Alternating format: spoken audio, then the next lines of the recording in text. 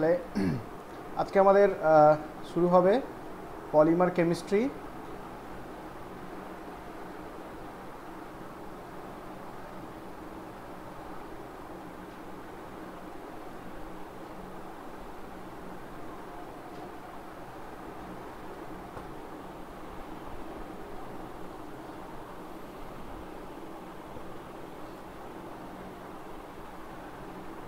Lecture 1।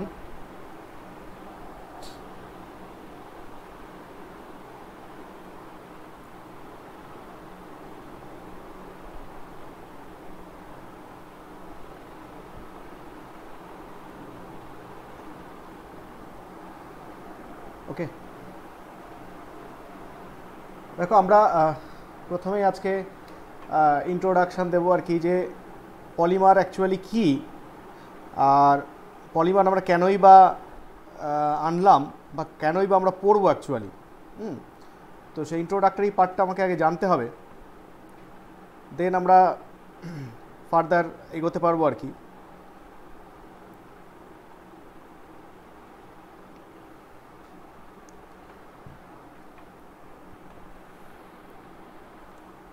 দেখো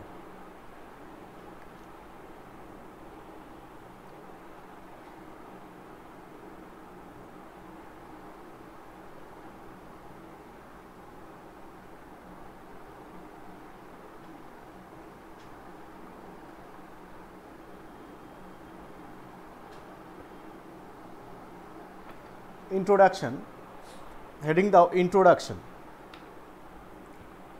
দেখো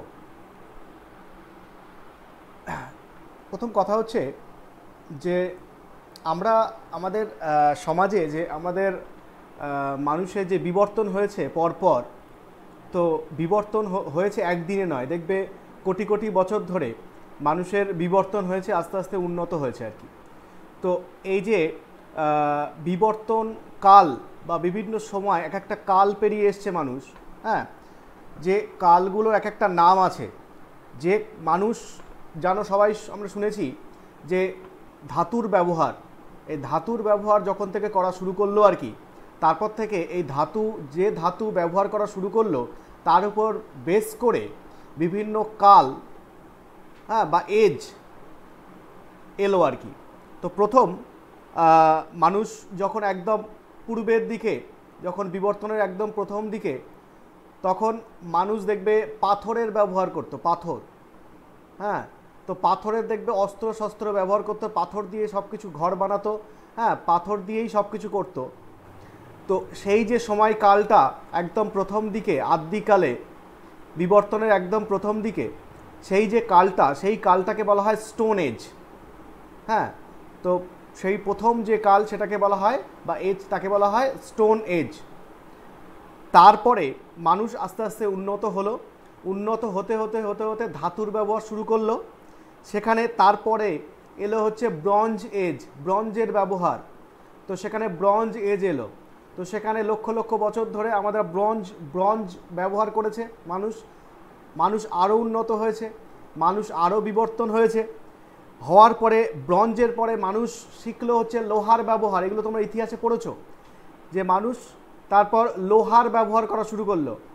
এই লোহার ব্যবহার যখনই শুরু করলো, এটা বছরের পর বছর, লক্ষ লক্ষ বছর চললো।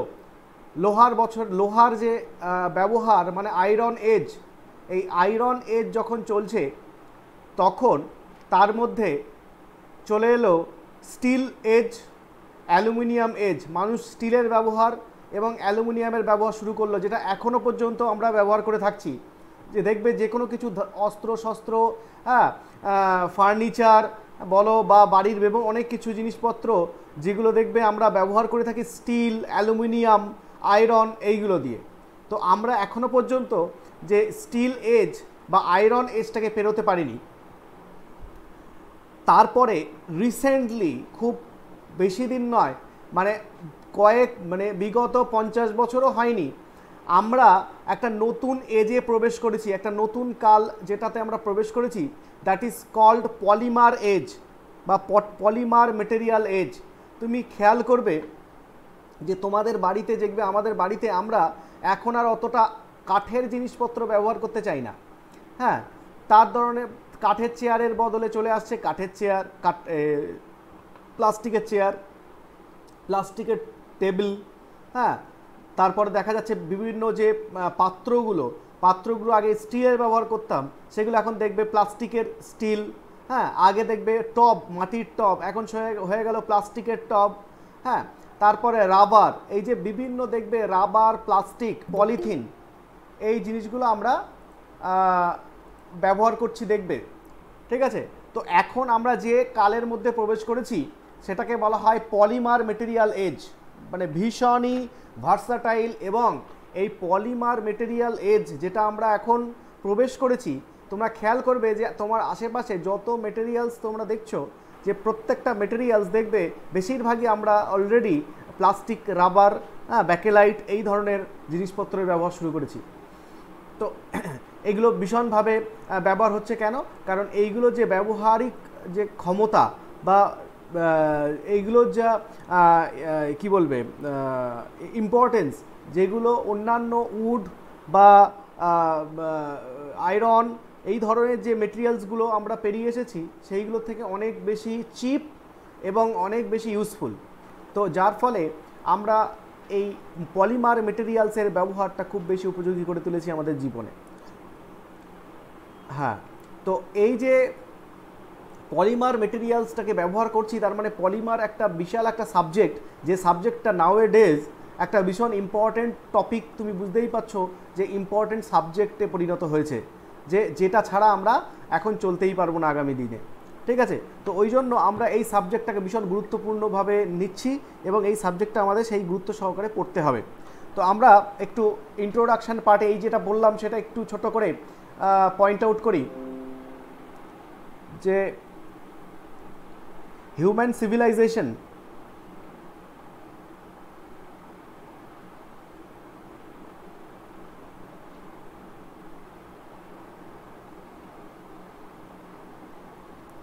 has been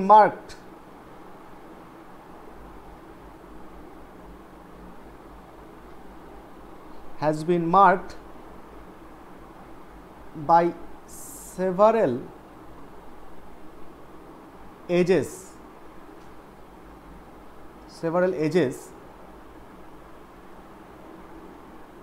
all based on materials.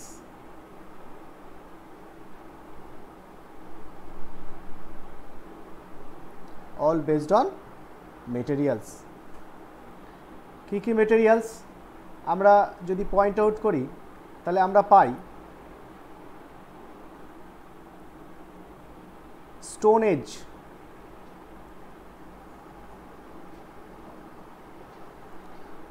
তারপর পাই স্টোন এজের পরে আমাদের কোন এজ এসছে? Bronze age.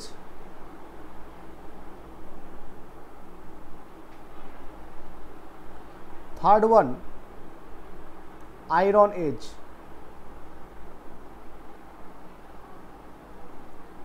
And fourth,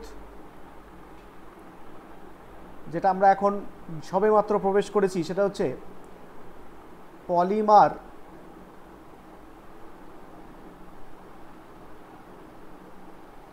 material age. Polymer material age, যেখানে আমরা কার্বন বেসড মেটেরিয়াল নিয়ে আলোচনা করব। পলিমার মিন্স এখানে বেসিক্যালি কার্বন বেসড মেটেরিয়াল।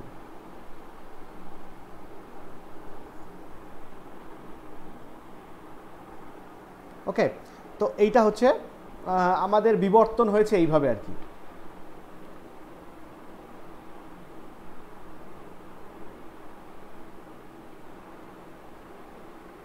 ঠিক আছে, তো এইভাবে আমরা আস্তে আস্তে পলিমার এজে এখন প্রবেশ করেছি।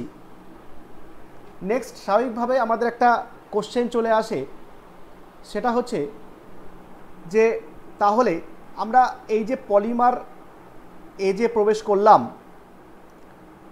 এটা কেন আমরা পলিমার এজে প্রবেশ করলাম? কেন আমরা আয়রন এজটাকে ছেড়ে নতুন পলিমার কাল বা পলিমার যুগে প্রবেশ করলাম?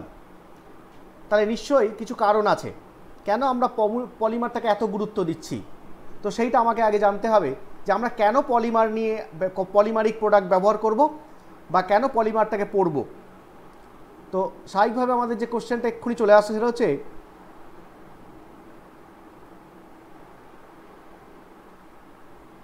Why polymers are so useful বা so popular।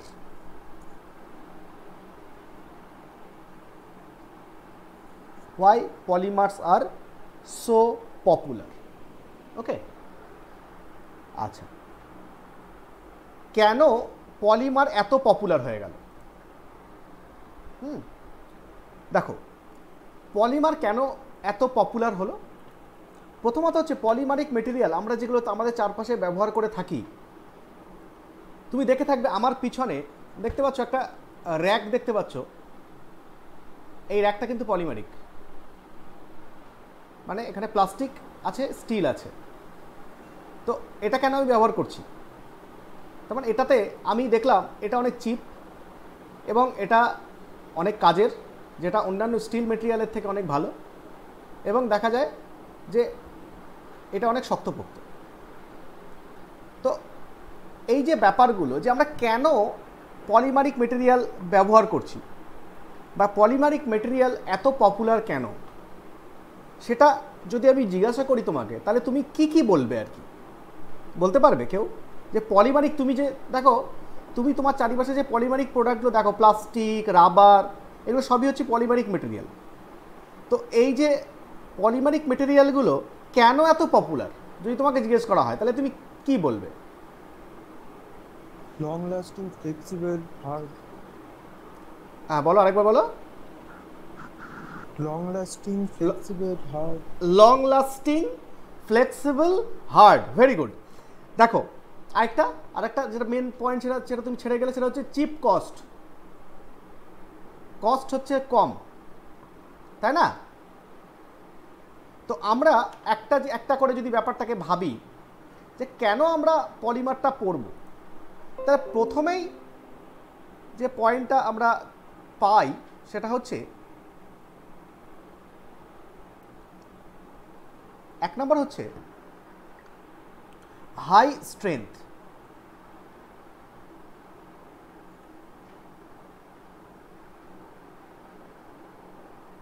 হাই স্ট্রেংথ এক নম্বর। আচ্ছা, হাই স্ট্রেংথ তুমি দেখতে পাবে, একটা এক্সাম্পল বলো। হাই স্ট্রেংথ আছে পলিমারিক মেটেরিয়াল, কি হতে পারে?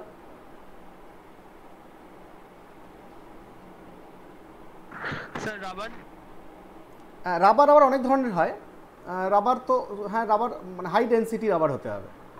আর তাছাড়া তোমার বাড়িতেই যেটা আছে দেখবে, প্লাস্টিকের চেয়ার, ফাইবারের চেয়ার দেখেছো? নাইলন। হ্যাঁ, নাইলনের দড়ি। তো এইগুলো দেখবে যে হাই স্ট্রেংথ, মানে এগুলো তুমি ছিঁড়তে পারবে না। একটা নাইলনের দড়িকে তুমি টানো, দেখবে এটা খুব শক্ত হয়, হার্ড হয়, মানে হাই স্ট্রেংথ হয়। একটা ফাইবারের চেয়ার, সেই ফাইবারের চেয়ারটা দেখবে একটা ছোটোখাটো পাতলা চেয়ার, যেটা একটা 100 কেজি পর্যন্ত ওয়েট নিতে পারে। ঠিক আছে? তো এইগুলো হচ্ছে দেখবে হাই স্ট্রেংথের উদাহরণ। তাহলে আমরা প্রথমেই বলতে পারি যে পলিমার কেন পপুলার, পলিমারিক প্রোডাক্ট। তাহলে প্রথম পয়েন্ট যেটা চলে আসছে সেটা হচ্ছে হাই স্ট্রেংথ। হাই স্ট্রেংথ হলে সে কী করবে? প্রচুর পরিমাণে লোড নেবে, তাই তো? তাহলে প্রচুর পরিমাণে লোড নিতে পারবে সে। তাহলে আমরা এখানে বলতে পারি হাই স্ট্রেংথ মানে হলো লোড বিয়ারিং ক্যাপাসিটি।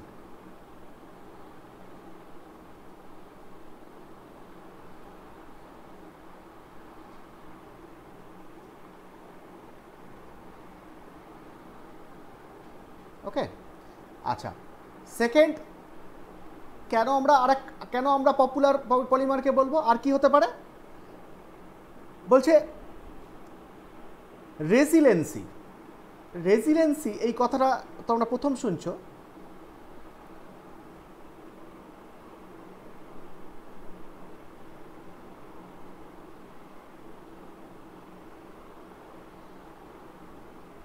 রেজিলেন্সি এটার মানে হচ্ছে comfort giving property. Comfort giving property দেখবে আমরা যে কোনো একটা মানে ধরো একটা ফাইবারের চেয়ার, ইট গিভস কমফোর্ট, বা তুমি রাবার, ইটস গিভ কমফোর্ট। তো কমফোর্ট গিভিং প্রপার্টি এর মধ্যে আছে, তো এটা আমরা পেলাম।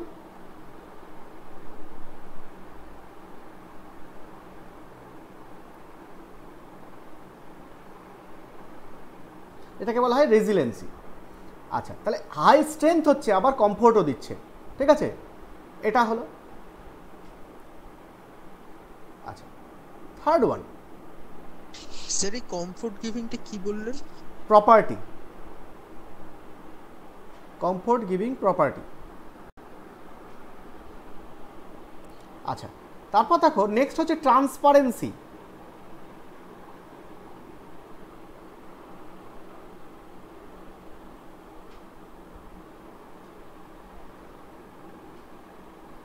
আচ্ছা, ট্রান্সপারেন্সি মানে কি বলো? স্যার কাচের মতো মনে স্বচ্ছ, স্বচ্ছ মানে যেটাকে যেটা যে মেটেরিয়ালের একদিকে দেখলে আরেক দিক দেখা যায় যার মধ্যে দিয়ে, তাই না? Ability to see through the material. হ্যাঁ, মানে মেটেরিয়ালের মধ্য দিয়ে আমি দেখতে পাবো, দ্যাট ইজ ট্রান্সপারেন্সি, স্বচ্ছতা। তো এটা কাঁচের মধ্যে আমরা দেখতে পাই, কিন্তু কাঁচ কি পলিমার? না। তো কাঁচের যে মেটেরিয়াল, কাঁচ মানে কার্বন বেসড পলিমার নয় কাঁচ আর কি। তো আমরা কাঁচের অল্টারনেটিভ হিসাবে আমরা পলিমারকে ব্যবহার করে থাকি। দেখবে যে বাড়িতেই ব্যবহার করা হয়, দেখবে ফাইবার জানলা, যাদের স্লাইডিং জানলা আছে বাড়িতে, স্লাইডিং জানলাতে যে দেখবে যে ভিতরে কাঁচের অল্টারনেটিভ হিসাবে যে যে মেটেরিয়ালটা দেওয়া হয় দ্যাট ইজ ফাইবার মেটেরিয়াল। অনেকে ফাইবার মেটেরিয়াল দেয়, অনেকে কাঁচও দেয়। তো এই ফাইবার মেটেরিয়াল চশমাতে ইউজ করা হয়, বেস্ট এক্সাম্পল, চশমাতে ইউজ করা হচ্ছে। তো চশমাতে দেখো আমি ফাইবার মেটেরিয়াল ইউজ করছি, কিন্তু সেটা অল্টারনেটিভ কার? কাঁচের, গ্লাসের অল্টারনেটিভ, তাই না? এবার দেখা যাচ্ছে কি যে একই রকমই জিনিস আমি পাচ্ছি পলিমারিক মেটেরিয়াল, বরং আমি ফাইবার যদি আমি ইউজ করি তাহলে দেখা যায় আমার চশমাটা হালকা হয়, দামটা কম হয়, তাই না হিসাবে? তো ট্রান্সপারেন্সি এর মধ্যে আছে আর কি। তাহলে অ্যাবিলিটি, ট্রান্সপারেন্সি মানে হচ্ছে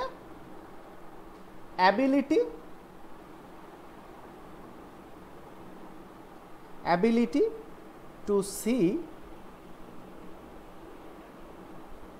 থ্রু দ্য মেটেরিয়াল, তাকে বলা হয় ট্রান্সপারেন্সি।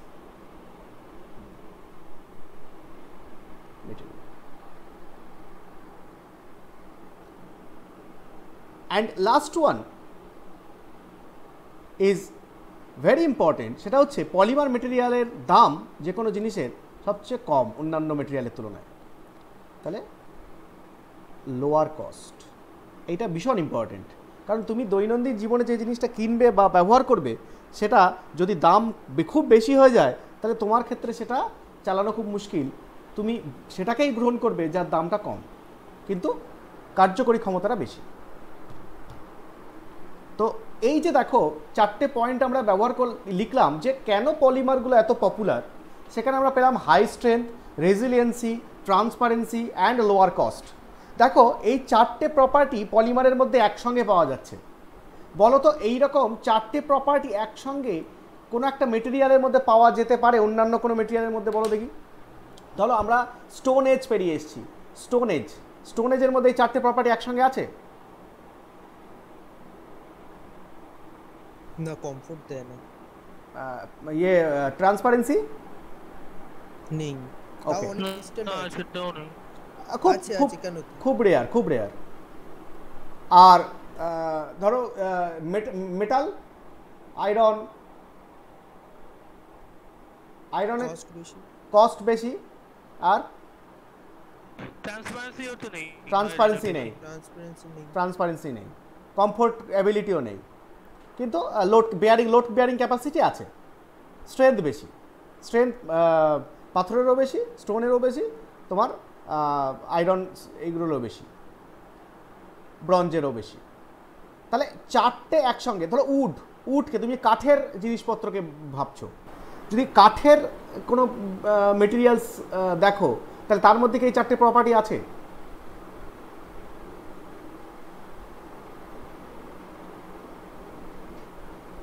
কি নেই? স্যার বলতে গেলে না, কাঠও নেই। তো এক রকমের পলিমার। হুম? বলতে গেলে কাঠও তো এক রকমের নো নো polymer। নো, কাঠ is not, wood is not polymer. ওরকম পলিমার না ব্যাপার।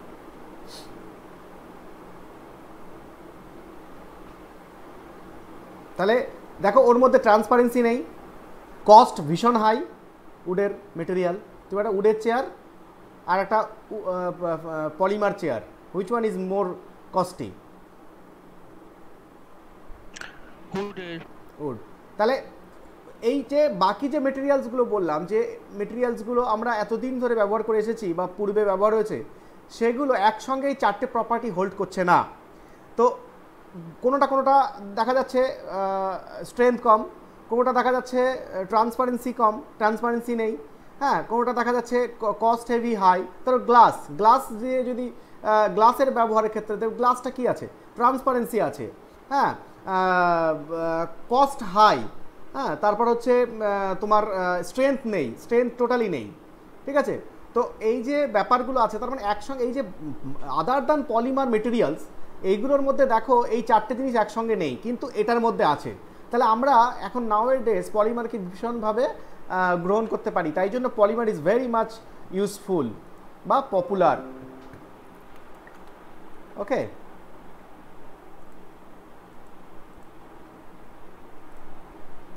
তাহলে আমরা এখানে নোট বি দিয়ে এই কথাটাই লিখতে পারি,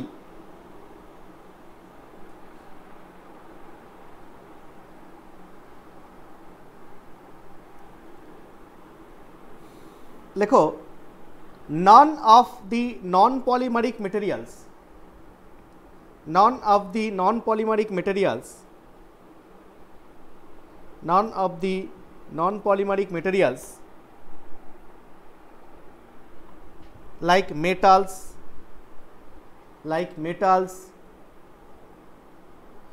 glass, ceramics, non-polymeric materials like metals, glass, ceramics, and natural substances like wood, natural substances like wood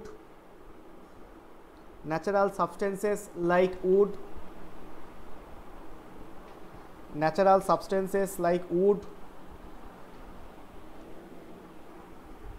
can satisfy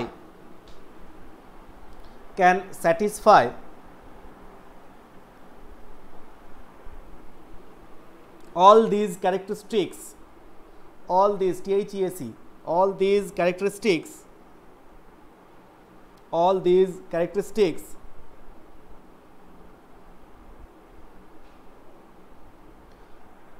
whereas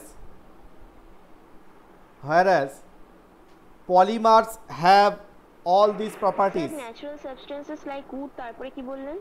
Natural substances like wood can satisfy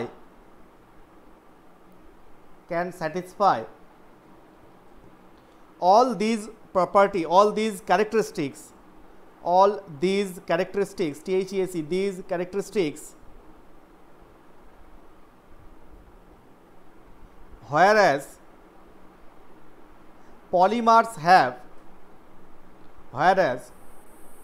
polymers have all these properties.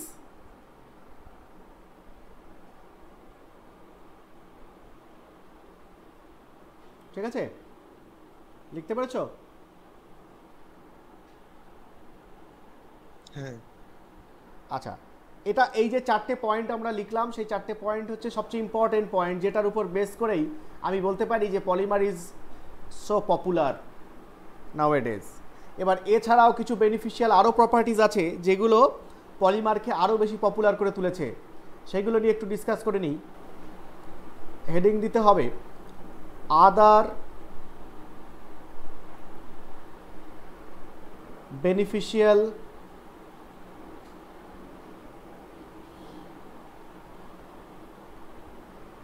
properties of polymer.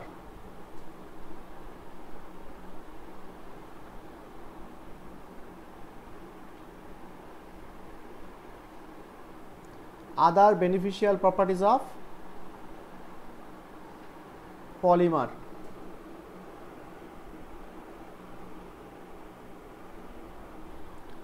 আচ্ছা দেখো, এক নম্বর যেটা আমরা বলতে পারি that is called durability. তাহলে polymer হচ্ছে durable. Durable মানে কি? মানে লাস্টিং বেশি দিন যায়, অনেক দিন লাস্ট করে। ভেরি গুড, লং লাস্টিং, যেটা ও প্রথম বললো, লং লাস্টিং। ডিউরেবল মানে তুমি দেখবে একটা লোহার জিনিসকে তুমি যদি রেখে দাও আস্তে আস্তে, তো দেখবে তার উপর মরচে পড়ে যায়, তাই তো, করোশন হয়। অন্য কোনো মেটেরিয়াল সেটা হাইড্রোলিসিস হয়ে যায়, হ্যাঁ, জলের প্রেজেন্সে। দেখবে একটা ব্রঞ্জের কিছু মেটেরিয়াল, সেটার উপরে দেখবে একটা জলের জন্য মানে অ্যাটমসফিয়ারিক ওয়াটারের জন্য একটা লেয়ার পড়ে। তো কিন্তু পলিমারিক মেটেরিয়াল তুমি দেখবে বাড়িতে যে রাখো তোমরা, দীর্ঘদিন ধরে রেখে দাও। একটা চেয়ার দেখবে বহু বছর কোনো অসুবিধা, একটা সামান্য কম দামি চেয়ার, হ্যাঁ, 300-400 টাকা দামের একটা চেয়ার, সেটা দেখবে বহুদিন ধরে একই রকমই থাকে। তার মানে হাইলি ডিউরেবল, ঠিক আছে? তো দেখবে সেগুলো নষ্ট হয় না খুব তাড়াতাড়ি। তাহলে এখানে আমরা লিখব যে stable,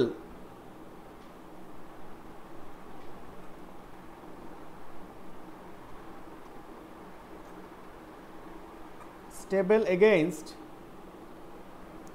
hydrolysis, stable against hydrolysis and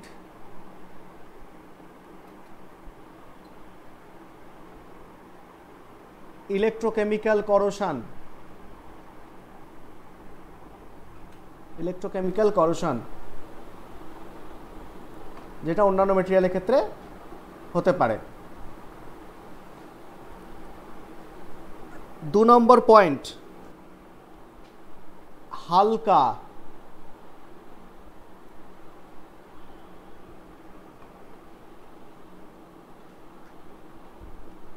lighter weight. দেখবে একটা কাঠের চেয়ার আর একটা লোহার চেয়ার আর একটা ফাইবারের chair, which one is lighter more? বলো বলো।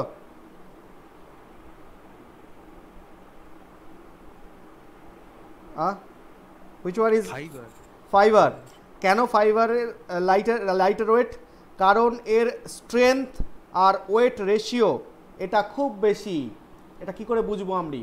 সবসময় ভালো মেটেরিয়ালসের সবসময় হাই,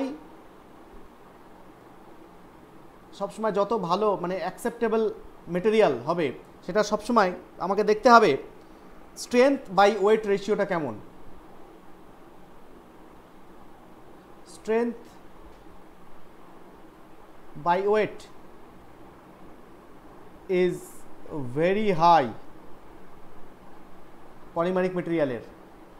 দেখো স্ট্রেংথ বেশি, ওয়েট কম, সেটাই সবচেয়ে বেশি অ্যাকসেপ্টেবল হবে, তাই না? তো এটা যত বাড়বে এই রেশিওটা তত অ্যাকসেপ্টেবল। তো পলিমারিক মেটেরিয়ালের স্ট্রেংথও খুব বেশি, ওয়েট খুব কম, তাহলে এর এর এর স্ট্রেংথ বাই ওয়েট রেশিওটা খুব হাই, হ্যাঁ, এবং হাইলি অ্যাকসেপ্টেবল। নেক্সট 3 নম্বর হচ্ছে ডিজাইন ফ্লেক্সিবিলিটি।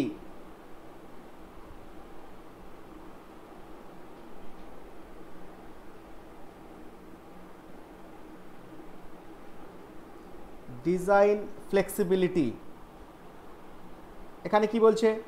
ডিজাইন ফ্লেক্সিবিলিটি মানে এখানে কি কি জিনিস আছে? এর মধ্যে আছে লো কস্ট, কারণ প্রথমত হচ্ছে এর মূল্য খুব কম পলিমারের।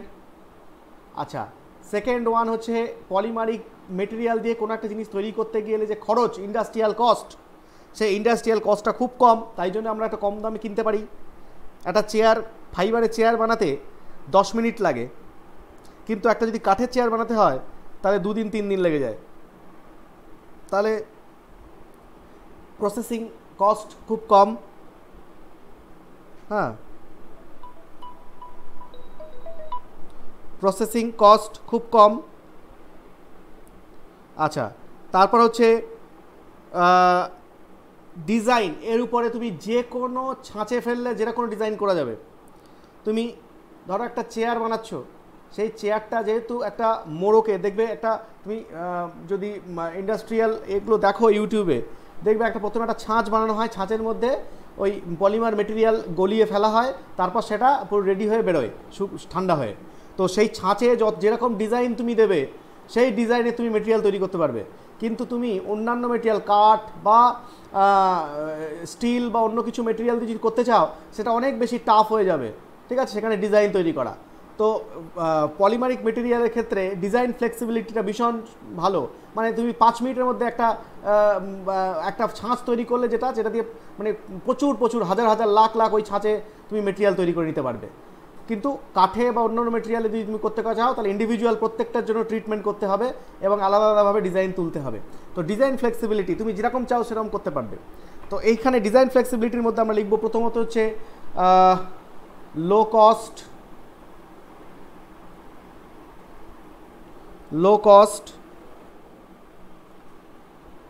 Low energy processing,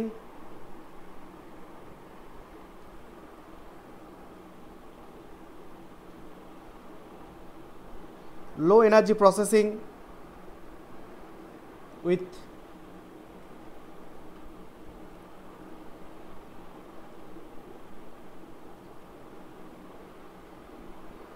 high freedom of design,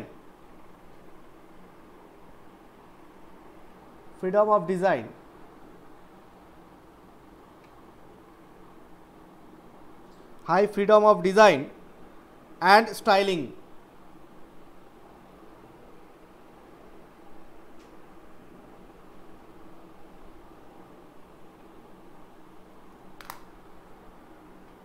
ঠিক আছে, লিখে নাও। স্যার একটা কোশ্চেন আছে। হ্যাঁ বলো। স্যার বলছি যে এই পলিমারের মেল্টিং পয়েন্ট তো অনেক কম, এটা কি এর একটা প্রপার্টিজ হতে পারে, মানে ভালো দিক, যে একে গলাতে কম তাপমাত্রা? না, লোহা বা স্টিল কে বেশি তাপমাত্রা?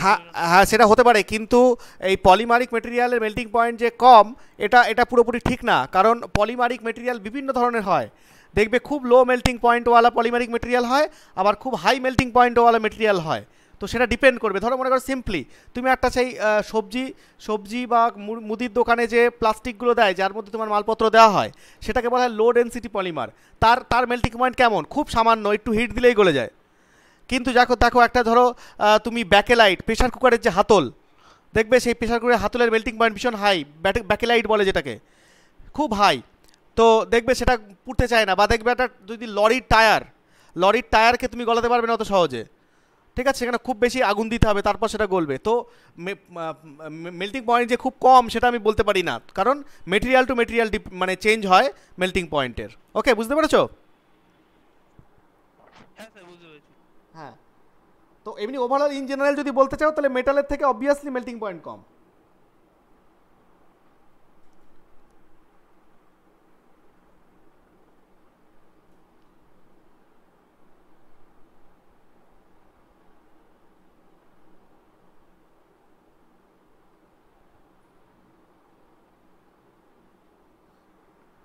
ওকে, আচ্ছা, এরপরে ডিজাইন ফ্লেক্সিবিলিটি। নেক্সট হচ্ছে, দেখো যেটা ভীষণ ইম্পর্টেন্ট, সেটা হচ্ছে, বলো তো, এটা হচ্ছে ইলেকট্রিক্যাল কন্ডাক্টিভিটি বা থার্মাল কন্ডাক্টিভিটি, এদের আছে না নেই?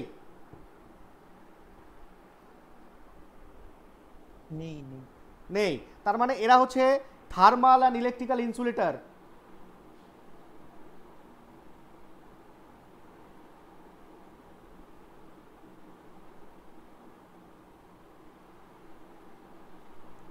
তাহলে দেখবে আমরা বিভিন্ন যে ইলেকট্রিক্যাল ওয়্যার, সেই ইলেকট্রিক্যাল ওয়্যারের এখন দেখবে সবার যে ইলেকট্রিক্যাল ওয়্যারগুলো এখন চেঞ্জ করে দিচ্ছে, দিয়ে দেখবে সব তার চারতে যে কভার লাগিয়ে দিচ্ছে, দেখেছো? সেই কভারগুলো সব পলিমারিক মেটেরিয়াল। তো সেগুলো হচ্ছে ইলেকট্রিক্যাল ইনসুলেটর, মানে তাপ তড়িৎ পরিবহন করে না। আবার থার্মাল ইনসুলেটরের এক্সাম্পল কি বলো?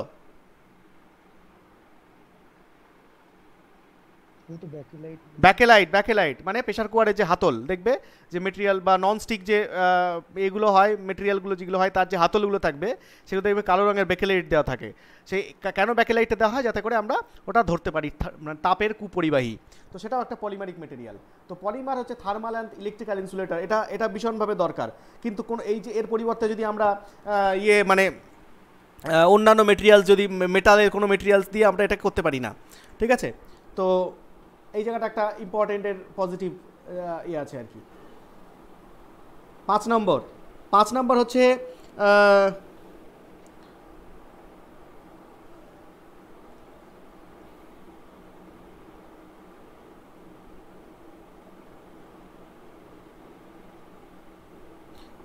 এইগুলোকে দেখবে 5 নম্বরে বলছে যেটা, সেটা হচ্ছে যে এই যে পলিমারিক মেটেরিয়ালগুলো, এগুলো বেশিরভাগই সব পেট্রোকেমিক্যাল বা পেট্রোলিয়াম প্রোডাক্ট থেকে তৈরি হয় ইন্ডাস্ট্রিয়ালি।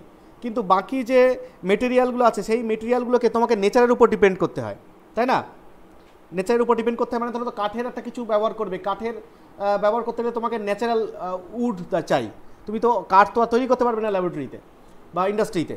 আবার দেখো, যদি তুমি আয়রন বা মেটালের কোনো কিছু দিয়ে তৈরি করতে চাও, সেই মেটালটাও আমাকে তোমার নেচার থেকেই নিতে হবে, আর্থ ক্রাস্ট থেকে নিতে হবে, তাই না?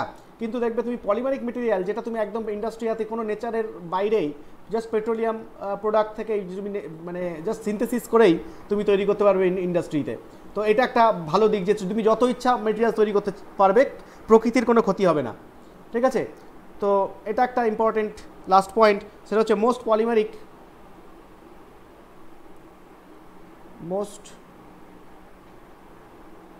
polymeric materials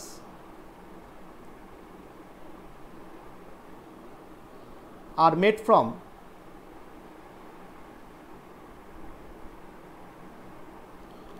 from petroleum fractions.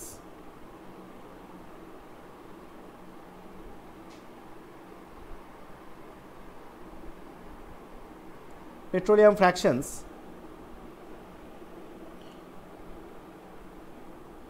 ঠিক আছে, এটা একটা পয়েন্ট। আচ্ছা, তাহলে এই হলো আমাদের পলিমার, আমরা কেন পলিমারকে ব্যবহার করব তার বিভিন্ন পয়েন্টস। এবার বলো, এর মধ্যে আমাদের কোনো সন্দেহ বা কোনো জিজ্ঞাসা আছে নাকি তোমাদের?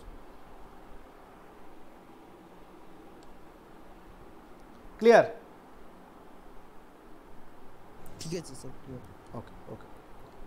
তো নেক্সট আমরা পড়বো এবার এই যে পলিমার বলছি বারবার, পলিমার বলছি বারবার, এই পলিমারটা অ্যাকচুয়ালি কী তা আমরা আগে জানতে হবে। পলিমার কী? আমরা জানলাম পলিমার কেন ব্যবহার করব আমরা। এবার আমরা জানবো যেটা হচ্ছে হোয়াট ইজ পলিমার।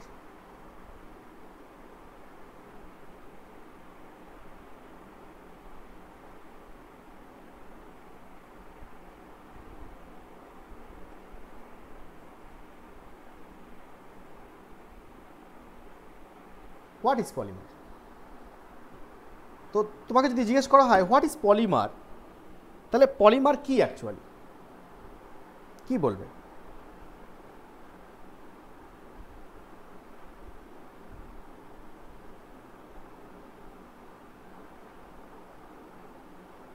হয়তো মনোমার ইউনিট জুড়ে জুড়ে যে লম্বা চেন তৈরি হয়। হ্যাঁ, এবং সেটা কি লার্জ হবে না স্মল হবে? লার্জ। হ্যাঁ, তো দেখো এই পলিমার কথাটার মধ্যে এই পলি কথাটা আছে। এই পলি কথার অর্থ হচ্ছে মেনি, হ্যাঁ, আর মার মানে ইউনিট, মার মানে হচ্ছে ইউনিট। মেনি ইউনিট যদি জুড়ে দেওয়া হয় তাহলে দ্যাট ইজ কল্ড পলিমার। এবং এটাই পলিমারটা একটা large molecule.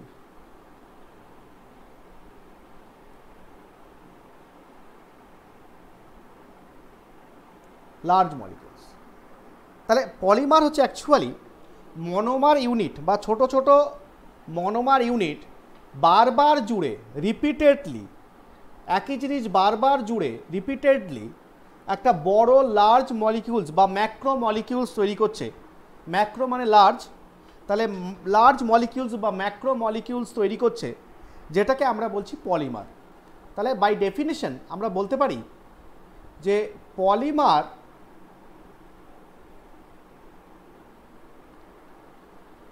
polymers are the large molecules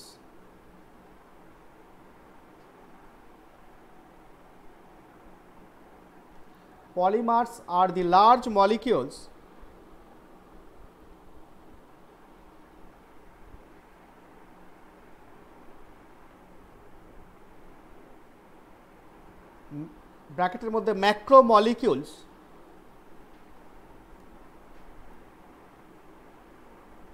which consist of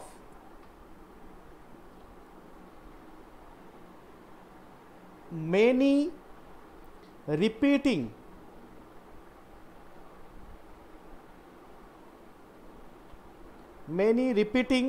structural unit.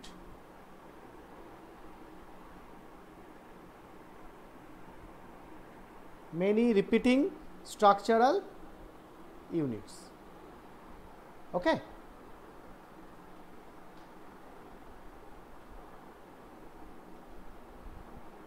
আচ্ছা, তাহলে পলিমার্সকে আমরা ম্যাক্রোমলিকুলস বলতে পারি কি পারি না? হ্যাঁ পারি। তাহলে পলিমার্স আর ম্যাক্রোমলিকুলস তো, কারণ পলিমার যেহেতু মনোমারগুলো জুড়ে জুড়ে তৈরি হয়, তাহলে অবশ্যই এটা একটা বড় সড়ো মলিকিউল হবে নিশ্চয়ই। তাহলে বড় সড়ো মলিকিউলকে ম্যাক্রোমলিকুল বলা হয়। তাহলে পলিমার ইজ ম্যাক্রোমলিকুল।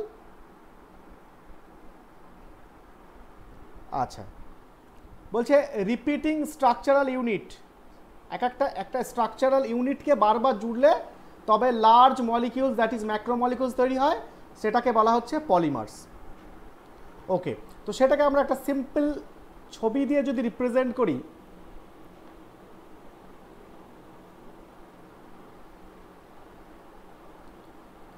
দেখো এই যে আমি ছোট ছোট কয়েকটা গোল গোল ছবি আঁকছি, এইগুলো এক একটাকে বলা হবে মনোমার।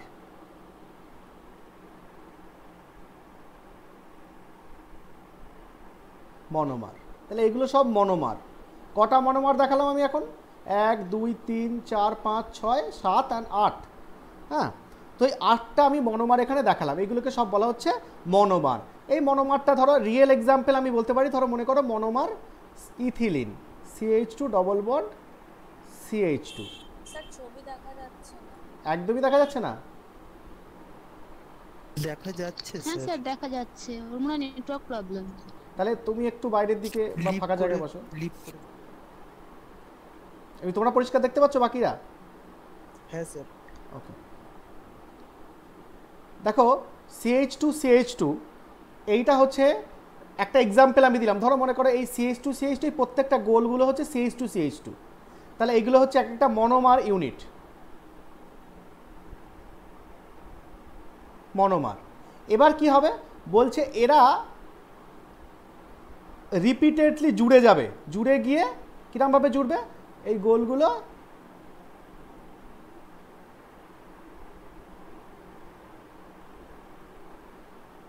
এই যে 8টা আমি জুড়ে দিলাম, তাহলে এরা পরপর জুড়ে গেল। তাহলে এগুলো যদি এক একটা ইথিলিন মলিকিউল হয়, তাহলে ইথিলিন মলিকিউলগুলো জুড়ে গেলে কেমন হবে?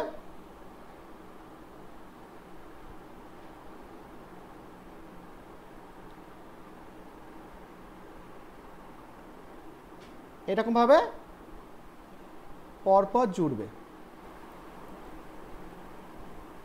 কটা হলো? তাহলে এরকম ধরো আটটা এরকম এই এক একটা ইউনিট 8টা জুড়বে, ঠিক আছে? তাহলে 8টা যদি জোড়ে, তাহলে এই প্রত্যেকটা ইউনিটকে এক একটা কি বলা হবে? এগুলো মনোমার। এই পুরোটাকে কি বলা হবে? পলিমার। তার মানে এই যে পলিমারটা হলো, দেখো প্রত্যেকটা পাই বন্ড খুলে খুলে গিয়ে পরের আরেকটা কার্বনের সঙ্গে জুড়েছে অন্য ইথিলিন মলিকুলের সঙ্গে, জুড়ে পরপর জুড়ে পলিমার তৈরি করেছে। এইটা হচ্ছে basic definition of A polymer, যে একটা পলিমার সে মনোমার ইউনিটগুলোকে রিপিটেডলি জুড়ছে, যে রিপিটেডলি জুড়ছে, এই রিপিটেডলি জুড়ে তারা একটা বড় মলিকিউলস তৈরি করছে, যেটাকে বলছি ম্যাক্রোমলিকিউলস।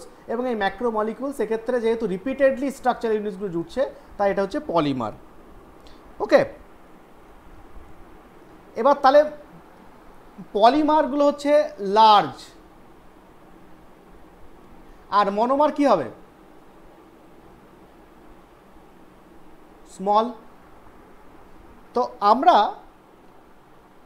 একটা জিনিস এখান থেকে দেখতে পারি, সেটা হচ্ছে যে স্মল মনোমার ইউনিটগুলো যখন জুড়ে পলিমার তৈরি হয়, তার মানে সুতোর মতো পরপর জুড়ে যখন যাবে, বড় যখন হয়ে যাবে, এই রকম যখন হয়ে যাবে, অনেকগুলো এরকম যখন সুতো তৈরি হবে, তাহলে এই সুতোগুলো কি জড়িয়ে পেঁচিয়ে সে চাউমিনের মতো হবে না ব্যাপারটা দেখতে?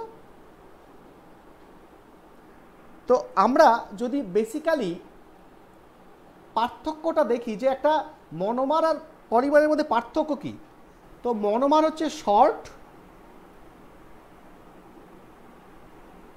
মলিকিউলস, আর পলিমার হচ্ছে লং মলিকিউলস। লং মলিকিউলস হচ্ছে পলিমার। তাহলে এদের মধ্যে বেসিক যে পার্থক্য সেটা হচ্ছে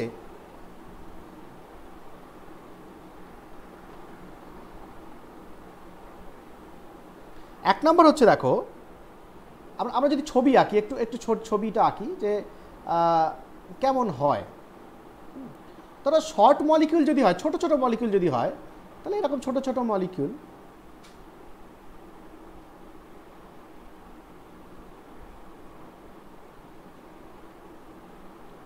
এগুলো সব ছোট ছোট,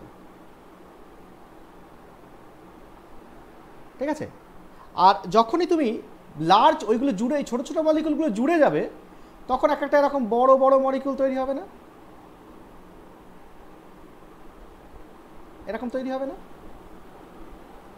তো যখন এরকম বড় বড় সুতো তৈরি হবে, তাহলে দেখো, তাহলে ব্যাপারটা আমরা এখান থেকে জিনিসটাকে এরকমভাবে ভাবতে পারি যে যখনই ছোট, সেটাকে সামলানো খুব সহজ, মানে তারা কখনো জড়িয়ে যাবে না ছোট ছোট হলে।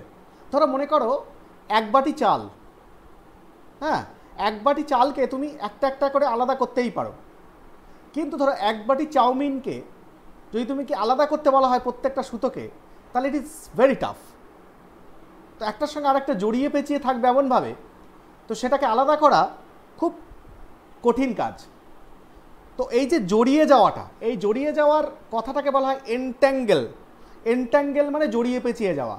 তো পলিমারগুলো এনট্যাঙ্গেলড, কিন্তু মনোমারগুলো কি এনট্যাঙ্গেলড? যদি তোমাকে জিজ্ঞেস করা হয় তাহলে কি বলবে?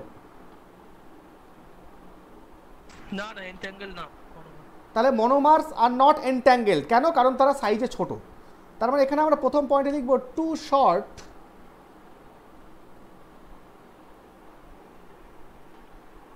টু এনট্যাঙ্গেল।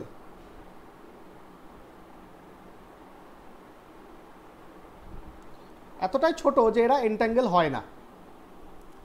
এখানে কি লিখব? কমপ্লিটলি এনট্যাঙ্গেলড।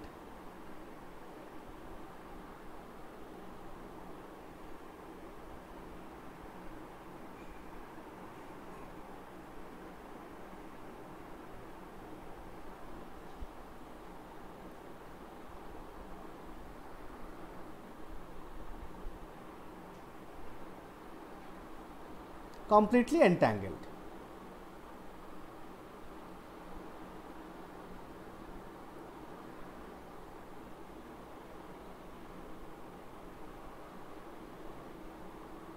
নেক্সট হচ্ছে, দেখো আমরা তাহলে যদি এনট্যাঙ্গেল না হয় তাহলে এদেরকে আমরা সেপারেট করতে পারি ইজিলি, এবং এরা প্রত্যেকে এক একটা স্বতন্ত্রভাবে থাকতে পারে, এরা এক একটা ইন্ডিভিজুয়াল বা ইন্ডিপেন্ডেন্টলি থাকতে পারে। কিন্তু এরা কি ইন্ডিপেন্ডেন্টলি থাকতে পারবে? কি মনে হয়? নো। তারপরে সেকেন্ড পয়েন্ট আমাদের অটোমেটিক্যালি যেটা হচ্ছে, এটা হচ্ছে ক্যান সেপারেট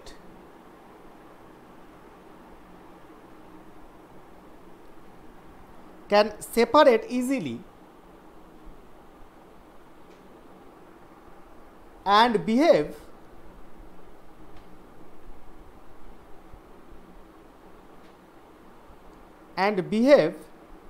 independently.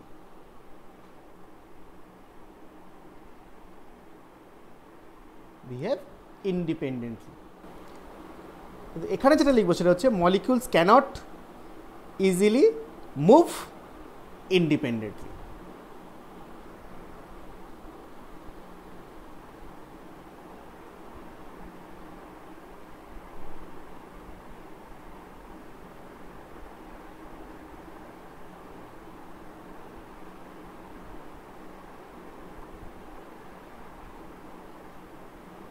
ইন্ডিপেন্ডেন্ট, ঠিক আছে।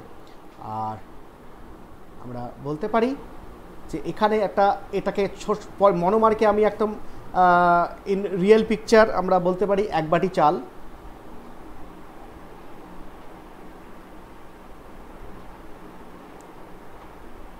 তার সঙ্গে কম্পেয়ার করতে পারি, সেখানে দেখবে যা যা ঘটনা ঘটে তাই আমি লিখলাম। তারা এনট্যাঙ্গেলড হয় না, তাদের ইজিলি আমরা সেপারেট করতে পারি এবং প্রত্যেকটা ইন্ডিপেন্ডেন্টলি বিহেভ করে। কিন্তু এখানে যখন আমি বলবো সেটা হচ্ছে বোল অফ নুডলস।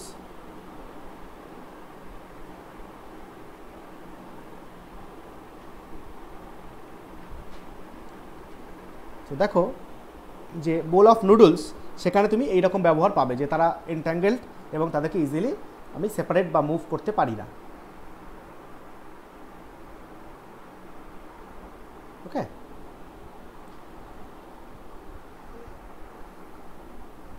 আচ্ছা, এবার আমি এক্ষুনি দেখো আলোচনা করলাম যে পলিমারগুলো হচ্ছে লার্জ মলিকিউলস, তাহলে এদেরকে আমি কি বলতে পারি?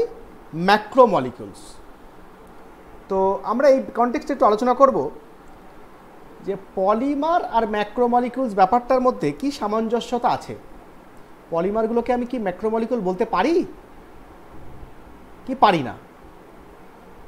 আর সেকেন্ড পয়েন্ট হচ্ছে যদি পলিমারগুলোকে ম্যাক্রো মলিকিউল বলতে পারি, তাহলে ম্যাক্রো মলিকিউলগুলো কি পলিমার বলতে পারি? এই দুটো কোশ্চেন আমার কাছে থাকবে। ওগুলো তো মনোমার দিয়ে তৈরি হয় না, ওগুলো তো আলাদা। তাহলে পলিমার অ্যান্ড ম্যাক্রো মলিকিউলস,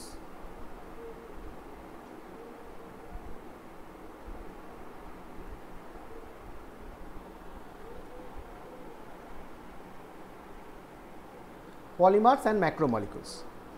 এখন এখানে স্বাভাবিকভাবে পলিমার ম্যাক্রোমলিকুলস যখনই বলছি, তাহলে পলিমার্সকে আমি ম্যাক্রোমলিকুলস বলছি, কিন্তু ম্যাক্রোমলিকুলস কি সবসময় পলিমার?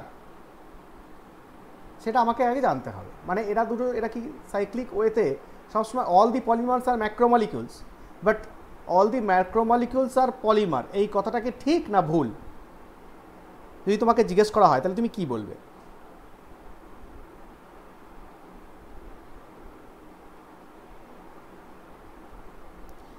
ম্যাক্রোমলিকুল মানে কি? লার্জ। পলিমার মানেও লার্জ। তাহলে দুটোই যদি লার্জ হয়, তাহলে কি আমি পলিমারকে macromolecule, ম্যাক্রোমলিকুলকে polymer in all case বলতে পারি?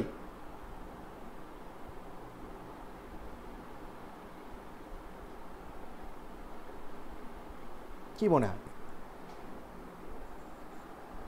পলিমারকে ম্যাক্রোমলিকিউল বলা যায়, কিন্তু ম্যাক্রোমলিকিউলকে সবসময় পলিমার বলা যায় না, কারণ ও তো সবসময় পলিমারের কন্ডিশনগুলো স্যাটিসফাই করবে তার কোনো মানে নেই। হ্যাঁ, কিরকম কিরকম? মনোমার ইউনিট হ্যাঁ হ্যাঁ হ্যাঁ, তৈরি হবে। আচ্ছা, অদিতি বলছিলে নাকি? হ্যাঁ স্যার। হ্যাঁ, কি এই যে লাস্ট যে বললে যে ম্যাক্রোমলিকিউলগুলো পলিমারের যে ক্রাইটেরিয়াগুলো স্যাটিসফাই করে না, তাহলে একদম ঠিক বলেছো। কিন্তু এবার যেটা বলতে হবে যে তাহলে পলিমারের কি কি ক্রাইটেরিয়া আছে যেগুলো স্যাটিসফাই করে না? মানে পলিমার হতে গেলে কি কি ক্রাইটেরিয়া আছে?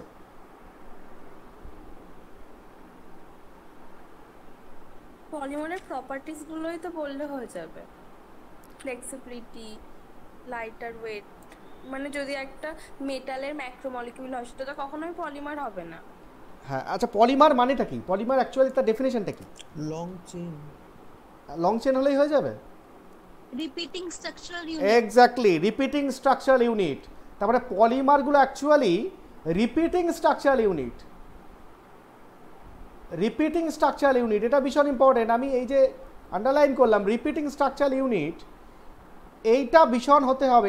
এইটা তো পলিমারের ক্ষেত্রে ভীষণভাবে ইম্পর্টেন্ট। রিপিটিং, একই জিনিস বারবার থাকবে ঘুরে ঘুরে। কিন্তু একটা বড় সড়ো লার্জ মলিকিউলস, অন্য কোনো কম্পাউন্ড, একটা বিশাল বড় লার্জ ম্যাক্রো মলিকিউলস, ধরো মনে করো ভিটামিন বি কমপ্লেক্স, একটা বড় ভীষণ বড় মলিকিউলস, হিমোগ্লোবিন, হ্যাঁ একটা বড় মলিকিউলস। তো এইগুলো যে বড় বড় মলিকিউলস যেগুলো আমরা দেখি, সেই মলিকিউলসগুলো কি সেগুলোকে আমরা ম্যাক্রো মলিকিউলস বলতে পারি, কিন্তু সেগুলো কি পলিমার? সেগুলো কি পলিমার? না। কেন পলিমার নয়? কারণ সেখানে রিপিটিং ইউনিট নেই। দেখি আমি একটু এখানে সার্চ করে যদি আমি স্ট্রাকচার অফ হিমোগ্লোবিন, দেখো স্ট্রাকচার অফ হিমোগ্লোবিন দেখতে পাচ্ছ?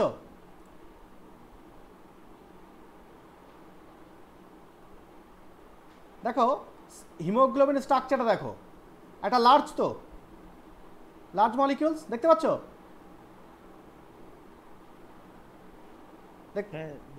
হ্যাঁ, তো এখানে দেখো, এখানে কি এটা কি রিপিটিং ইউনিট আছে? একই রিপিটিং ইউনিট পরপর জুড়েছে এরকম কিছু? পুরোপুরি কমপ্লিটলি আলাদা, কিন্তু এটা ম্যাক্রোমলিকিউলস। তো লার্জ মানে ম্যাক্রোমলিকিউলস। তো হিমোগ্লোবিন তো কিন্তু ম্যাক্রোমলিকিউলস, কিন্তু পলিমার কি?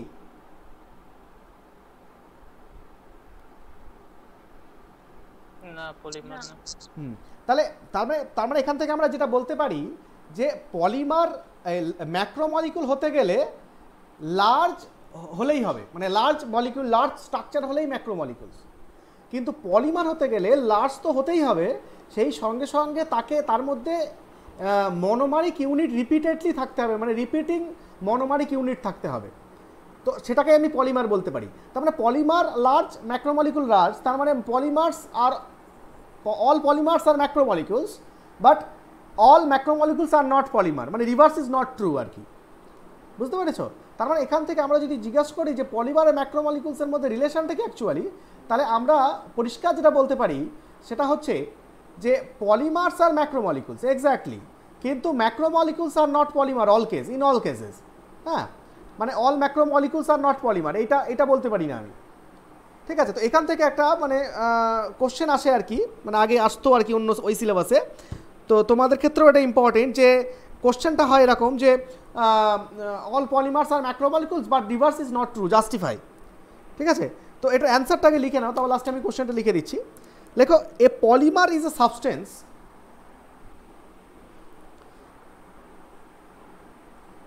মাইকটা অফ করো, একজনে অন আছে। এ polymer is a substance, a polymer is a substance composed of molecules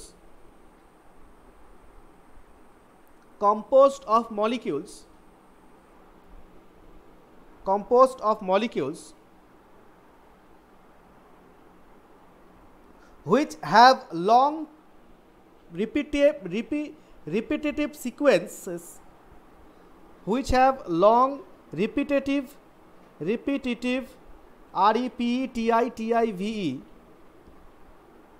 repetitive sequences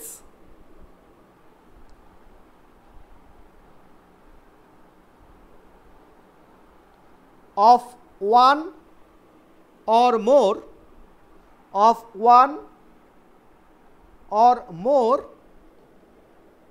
species of atoms, one or more species of atoms or groups, species or of atoms, species of atoms or groups of atoms, species of atoms or groups of atoms linked to each other linked to each other by primary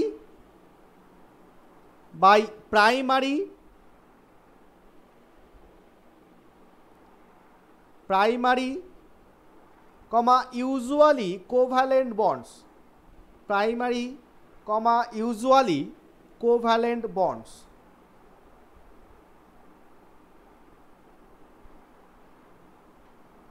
primary comma usually covalent bonds.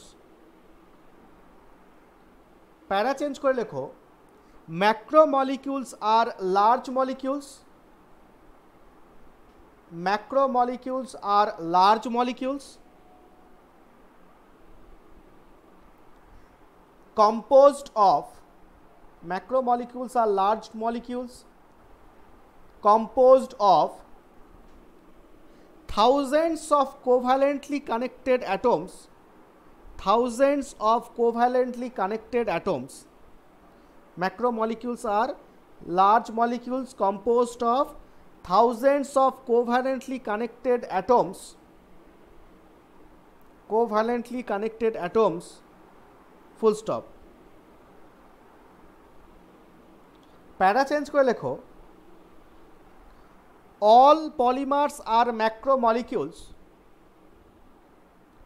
all polymers are macromolecules, sir last লাইনটা আরেকবার একটু বলুন sir.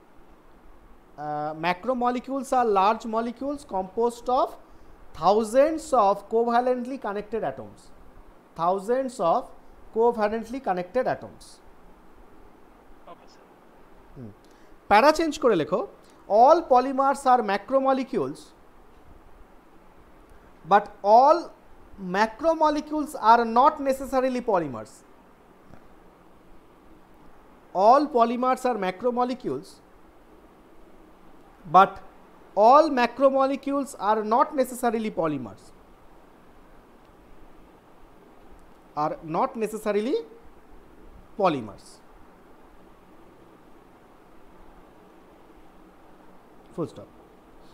The polymers are also called,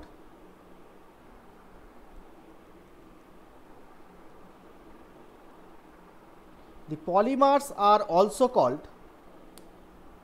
as macromolecules. The polymers are also called as macromolecules because of their big size, because of their big size, because of their big size, full stop. A polymer always consists of, a polymer always consists of, a polymer always consists of thousands of repeating monomer units,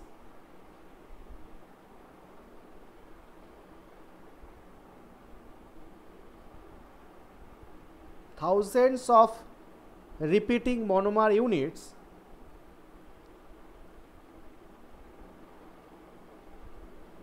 however, full stop, however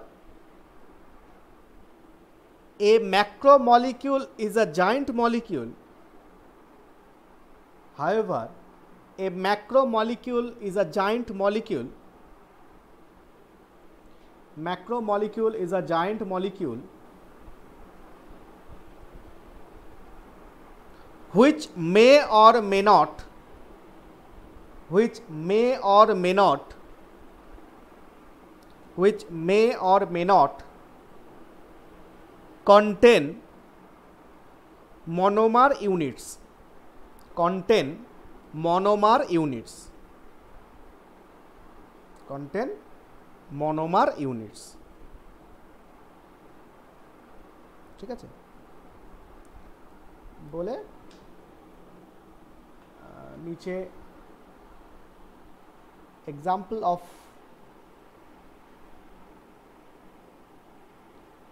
examples of polymer সেটা হচ্ছে plastic, রাবার্স,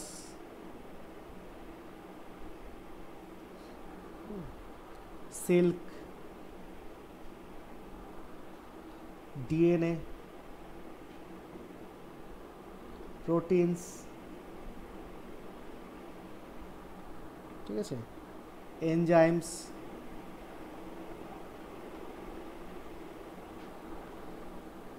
cellulose,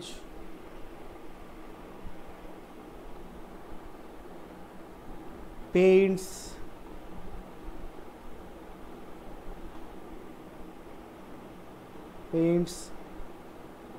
collagen,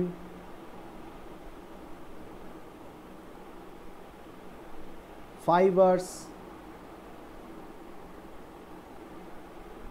starch, adhesive, মানে যেগুলো adhesive মানে জুড়ে দেয়, যেগুলো আঠা জাতীয়, অ্যাডহেসিভ, এটসেট্রা। এগুলো এক্সাম্পলস অফ পলিমার।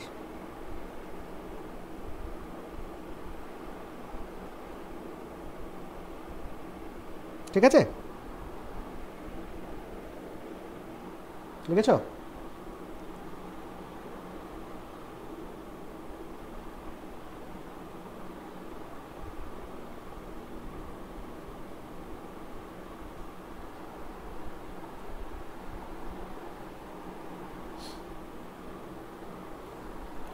বলে একটা কোশ্চেন লেখো,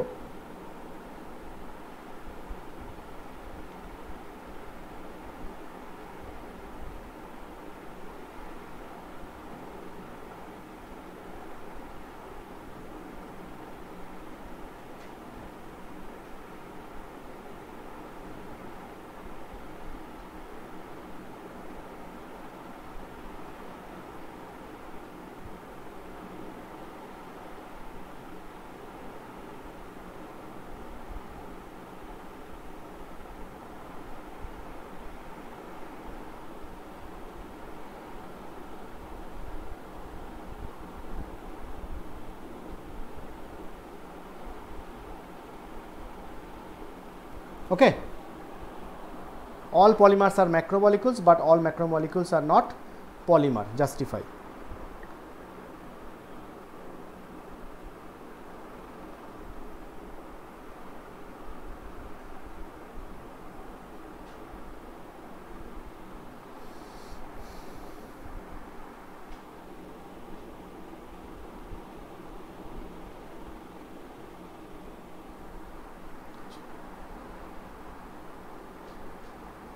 এবার হেডিং দাও,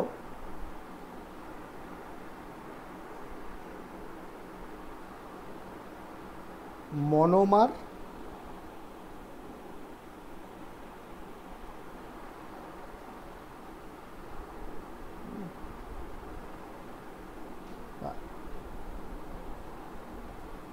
ম্যাক্রোমনোমার।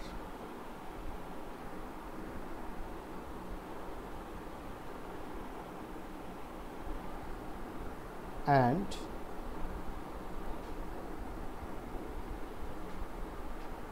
telecalic polymer.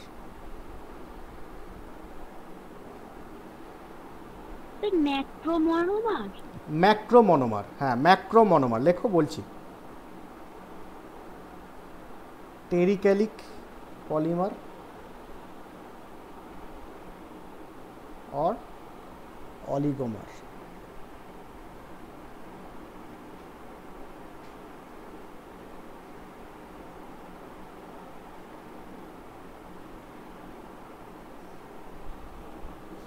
ঠিক আছে, macromonomer and telechelic monomer, telechelic polymer or oligomer. দেখেছ?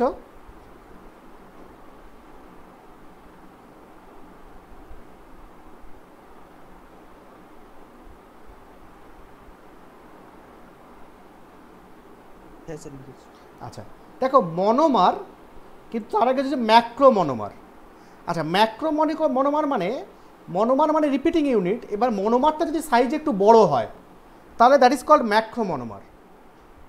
কেমন? ধরো এরকম চেন আছে, হ্যাঁ, এবার এইটা হচ্ছে লং একটা চেন, বড় সড়ো চেন। এবার এই রকম চেনের সাইডে এই যে একদম মাথায় দেখতে পাচ্ছ এই যে ডাবল বন্ড দেখতে পাচ্ছ, এই ডাবল বন্ড, যে ডাবল বন্ডটা কী করে, অ্যাক্টিভ রোল প্লে করে, মানে এ আর একটা এরকম ইউনিটের সঙ্গে জুড়ে লং চেন তৈরি করে। তার মানে সেই লং চেন যদি পরপরে আর একটা ইউনিটের সঙ্গে জোড়ে, সে আবার আর একটা ইউনিটের সঙ্গে জোড়ে, তাহলে অবশ্যই এইটা হয়ে যাচ্ছে একটা মনোমার ইউনিট, কিন্তু মনোমারটা একটু সাইজে বড়, তাহলে হচ্ছে ম্যাক্রোমনোমার। এবং এই ম্যাক্রোমনোমার পলিমারাইজ করতে পারবে যদি এই ধরনের গ্রুপ প্রেজেন্ট থাকে। কিন্তু যদি নর্মাল এই রকম থাকে অ্যালকেন, তাহলে এর কিন্তু কোনো পলিমারাইজেবল গ্রুপ নেই, তাহলে এ কিন্তু পলিমার করতে পারবে না, মানে আর একজনের সঙ্গে জুড়তে পারবে না। তো এই রকম একটু বড় ধরনের চেন, সাইজে বড়, এবং তার মধ্যে একটা পলিমারাইজেবল গ্রুপ আছে, এরকম যদি থাকে, তার মানে এটা পুরোটা একটা মনোমার হিসেবে কাজ করবে, এবং এ আর একটা মনোমার ইউনিটের সঙ্গে, নাম্বার অফ মনোমার ইউনিটের সঙ্গে পরপর জুড়ে যাবে, জুড়ে গিয়ে আরও বড় একটা লং চেন তৈরি করবে, যার মধ্যে এইগুলো এক একটা মনোমার হিসেবে কাজ করবে, যাকে আমরা বলবো ম্যাক্রোমনোমার। এবং এই ম্যাক্রোমনোমারের মধ্যে এই যে গ্রুপ বা ফাংশনাল গ্রুপটা তুমি দেখতে পাচ্ছ, এইটাকে বলা হবে পলিমারাইজেবল গ্রুপ।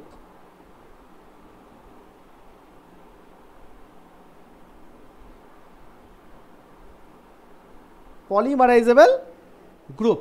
এই পলিমারাইজেবল নট অনলি ডাবল বন্ড, এখানে COOH হতে পারে, হ্যাঁ, CHO হতে পারে, হ্যাঁ, OH গ্রুপ থাকলে হতে পারে। তো এরকম এটসেট্রা বিভিন্ন যদি এখানে ফাংশনাল গ্রুপ থাকে যে কিনা অন্য কোনো ইউনিটের সঙ্গে জুড়ে যেতে পারে বা পলিমারাইজ করে যেতে পারে, তো সেই ফাংশনাল গ্রুপকে বলা হবে পলিমারাইজেবল গ্রুপ, আর এই পুরোটাকে বলা হবে একটা ম্যাক্রোমনোমার। এবং এরা জুড়ে জুড়ে যেটা তৈরি করবে সেটা একদম যেরকম আমরা আলোচনা করলাম সেটাকে বলা হবে পলিমার। তাহলে আমরা এখানে বলতে পারি যে ম্যাক্রোমনোমার্স আর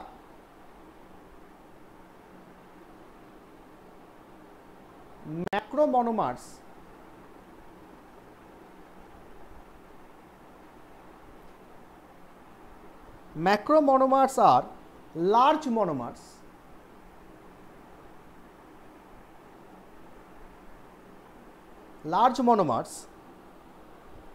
containing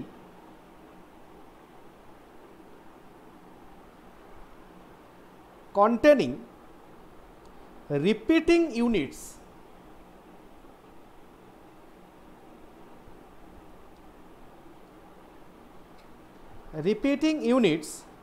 and a polymerizable group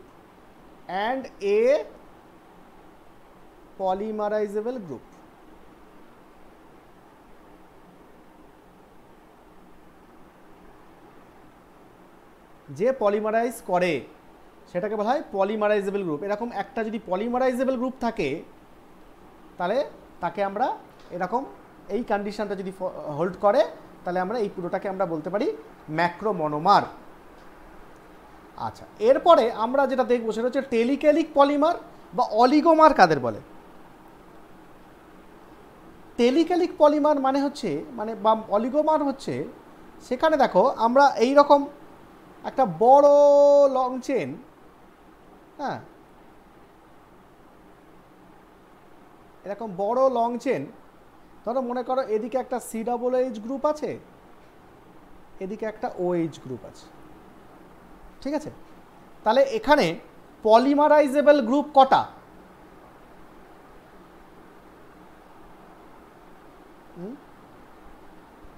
দুটো।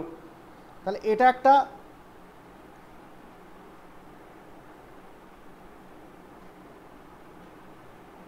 পলিমারাইজেবল গ্রুপ, আর এটা একটা দুটো ফাংশনাল গ্রুপ থাকবে। হ্যাঁ হ্যাঁ, দুটো ফাংশনাল গ্রুপ থাকবে টার্মিনাল পয়েন্টে। হ্যাঁ, তাহলে এটা হচ্ছে পলিমারাইজেবল group.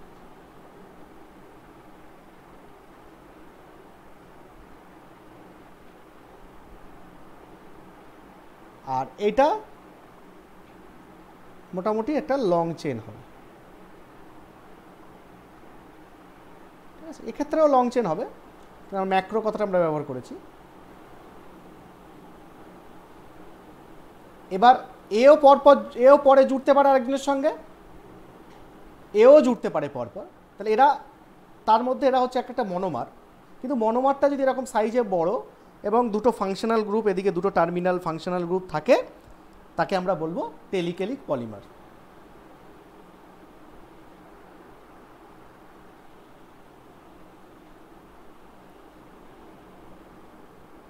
because the term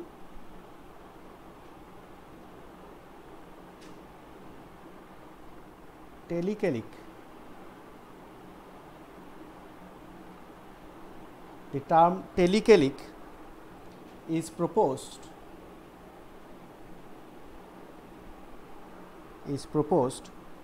for polymer molecules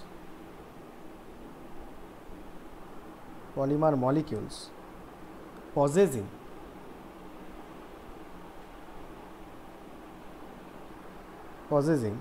two functional group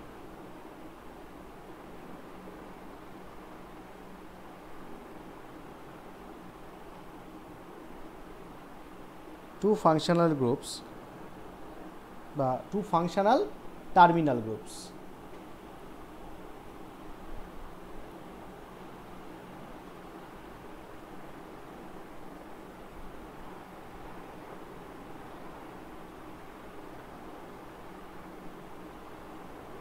Two functional terminal groups.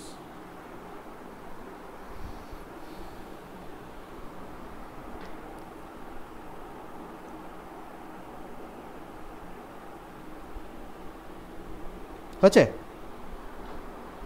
দেখেছ? হ্যাঁ। এবার আমরা আস্তে আস্তে একদম কিন্তু পলিমারের ভিতরে ঢুকছি। হ্যাঁ, এবার আমরা একটা ভীষণ ইম্পর্টেন্ট জিনিস পড়ব, that is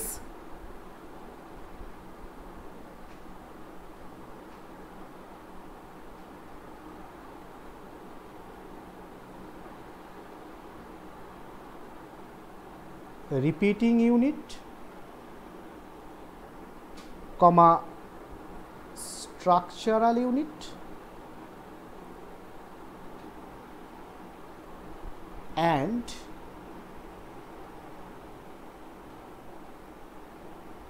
degree of polymerization. Degree of polymerization.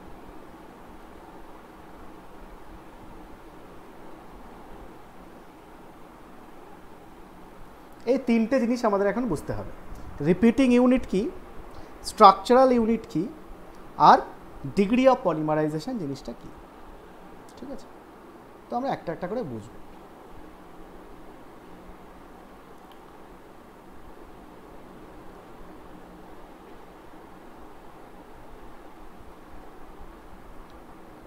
মনে করো মনোমার নেওয়া হলো দুই রকমের, মানে একই মলিকিউলস নেওয়া হলো না, দু রকমের মলিকিউলস নেওয়া হলো।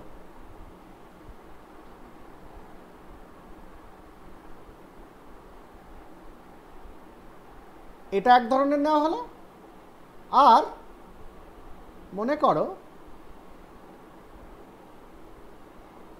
এটা এক ধরনের নেওয়া হলো। আমি অন্য কালার দিয়ে দেখাচ্ছি। তাহলে মনোমারটা দু রকম মলিকিউলস নেওয়া হলো, একটা গ্রিন আর একটা রেড। আমি দেখাচ্ছি। তো যদি দু রকমের এই যে মনোমার ইউনিটগুলো নেওয়া হয়, এবার এরা যখন জুড়ে যাবে তখন ধরো মনে করো এরা অল্টারনেটিভলি জুড়ছে। তাহলে একটা এই জুড়লো, তারপর একটা গ্রিন এলো, তারপর আবার একটা রেড এলো, তারপর আবার একটা গ্রিন এলো।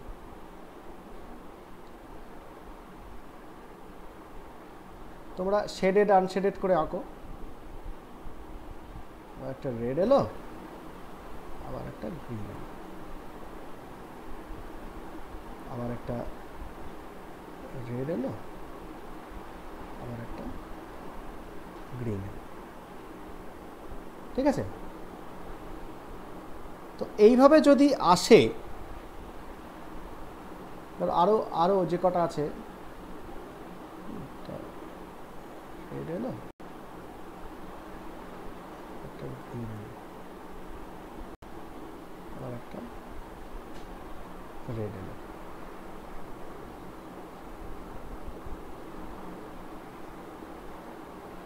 তাহলে দেখো আমি এখানে 5 গ্রিন নিয়েছিলাম আর 6 রেড নিয়েছিলাম, এখানে দেখো 5 গ্রিন 6 রেড। তো এরা পরপর এরকমভাবে অল্টারনেটিভলি জুড়েছে। ঠিক আছে? অল্টারনেটিভলি জুড়েছে। তো দেখো যদি বলা হয় এই যে জিনিসটার মধ্যে, এই যে টোটাল যে ছবিটা হলো, এদের মধ্যে রিপিটিং ইউনিট কি আর স্ট্রাকচারাল ইউনিট কি? দেখো এই যে চেনটা হয়েছে পলিমার, এদের মধ্যে রিপিট কোনটা হয়েছে? দেখো এই যে এই পার্টটা রিপিট হয়েছে না বারবার? হ্যাঁ হ্যাঁ, হ্যাঁ এই পার্টটা রিপিট হয়েছে। তো এই যে নীল সবুজ লাল সবুজ লাল, এইটাই এই পুরো সিস্টেমটাই বারবার রিপিট হয়েছে এইরকমভাবে, এইটাই রিপিট হয়েছে। তো রিপিট যেটা হচ্ছে সেটাকে আমরা বলবো রিপিটিং ইউনিট। কি বলবো? Repeating unit.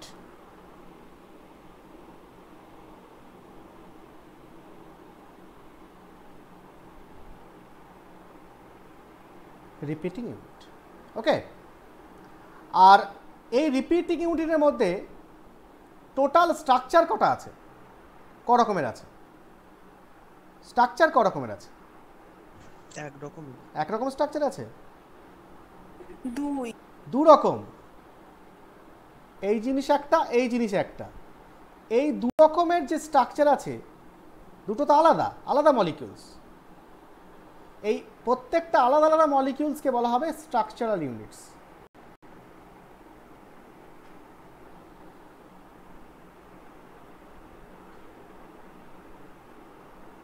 লিখেছ? বুঝতে পারছো স্ট্রাকচারাল ইউনিটস কি আর রিপিটিং ইউনিটস কি?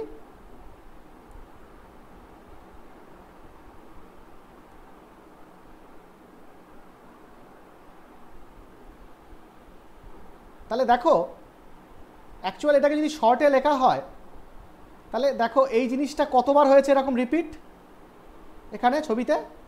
1 2 3 4 1 2 3 4 5 বার, তাই না? ঠিক কি না? 5 বার রিপিট হয়েছে। তাহলে আমরা এটা এরভাবে দেখাতে পারি না?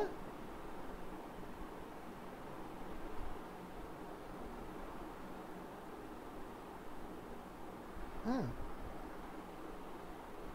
এই জিনিসটাই বারবার রিপিট হয়েছে। এখানে কতবার? 5 বার। যে অন্য ক্ষেত্রে 6 বার 7 বার 10 বার 1000 বার 2 লাখ বার, তাহলে এটাকে আমি এন বলতে পারি না? যে এন বার। তাহলে এনটা কি? এন এন এন কি? কি বলবে এনটা কি? Degree of polymerisation. That n হচ্ছে নাম্বার অফ রিপিটিং ইউনিট। কবার এই যে এক একটাকে কি বলা হয়? Repeating unit. তাহলে এটা কবার এসছে এখানে? 5 বার। তাহলে এটাই তো এরকম হোল এন দিয়ে লিখলাম, হোল 5 ধরো মনে করো। তাহলে 5টা কি? কটা রিপিটিং ইউনিট যদি বলা হয় তাহলে কি বলবে? 5টা রিপিটিং ইউনিট। 5টা রিপিটিং ইউনিট। তাহলে এনটা হচ্ছে রিপিটিং ইউনিট, ঠিক কি না? তাহলে আমি এখানে রিপিটিং ইউনিটের পাশে আমি এন লিখলাম। তাহলে রিপিটিং ইউনিট হচ্ছে এন খানা। আচ্ছা, এবার এক একটা রিপিটিং ইউনিটে কটা করে স্ট্রাকচারাল ইউনিট আছে?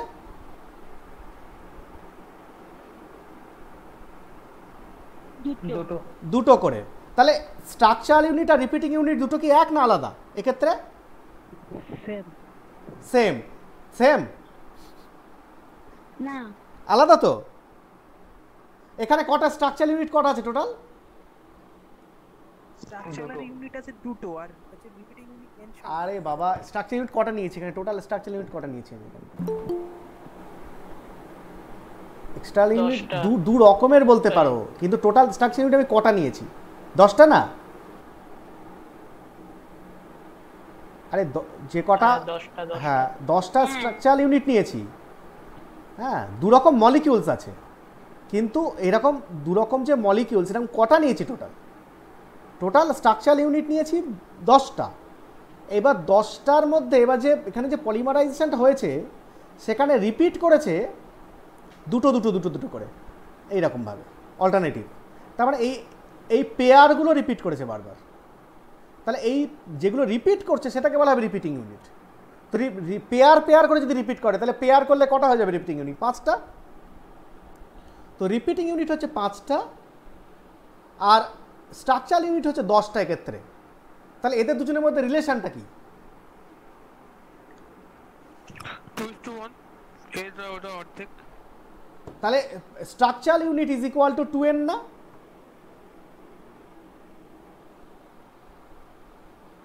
n এর দ্বিগুণ তো। হ্যাঁ।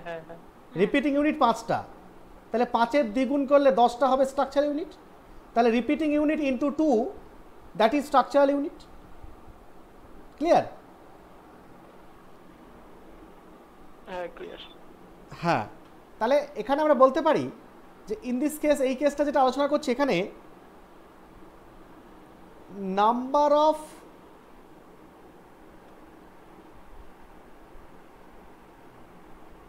repeating unit into 2, number of repeating unit n into 2 is equal to number of structural unit. structure unit.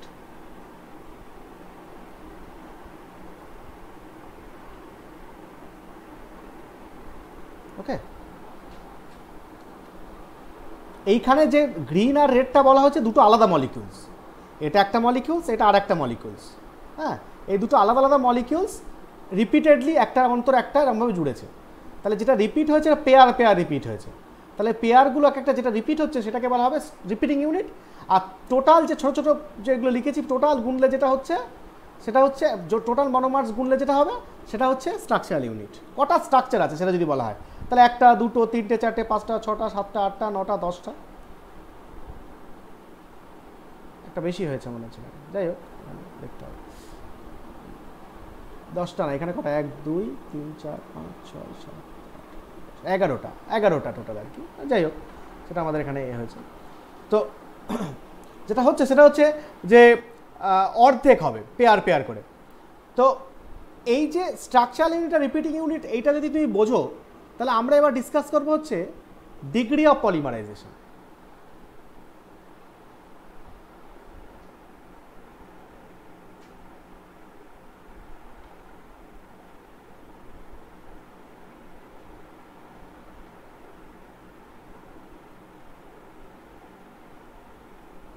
যেটাকে আমরা ডিগ্রি অফ পলিমারাইজেশনকে আমরা অ্যাব্রিভিয়েশন করি ডিপি দিয়ে, ডিগ্রি অফ পলিমারাইজেশন, ডিপি। ওকে, আচ্ছা, বলছে ডিগ্রি অফ পলিমারাইজেশনের মানে হচ্ছে number of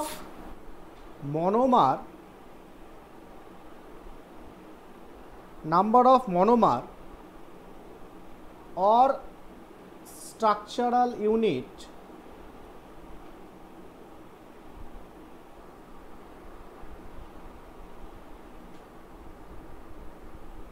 in the polymer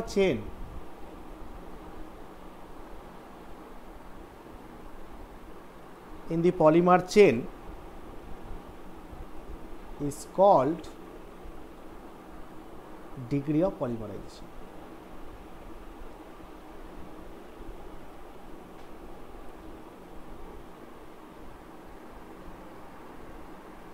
Degree of polymerization. কি বলছে? ডিগ্রি অফ পলিমারাইজেশন কি কি বলছে? Number of monomer or number of structural unit, তাই না?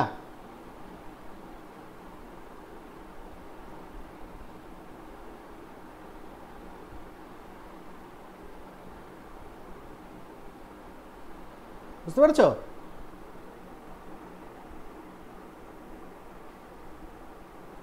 তাহলে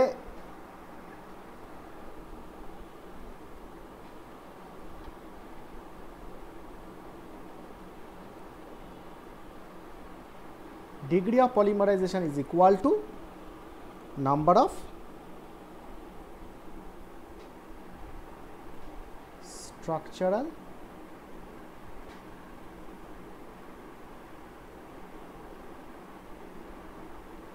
unit. আচ্ছা, নাম্বার অফ স্ট্রাকচারাল ইউনিট আবার কি? দেখো, number of structural unit is equal two আবার 2 ইন্টু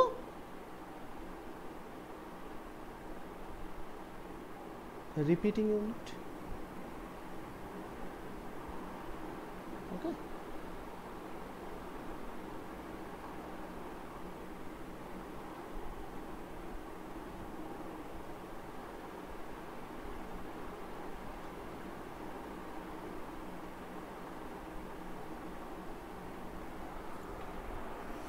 বোঝা গেল ডিগ্রি অফ পলিমারাইজেশন? হ্যাঁ স্যার। হ্যাঁ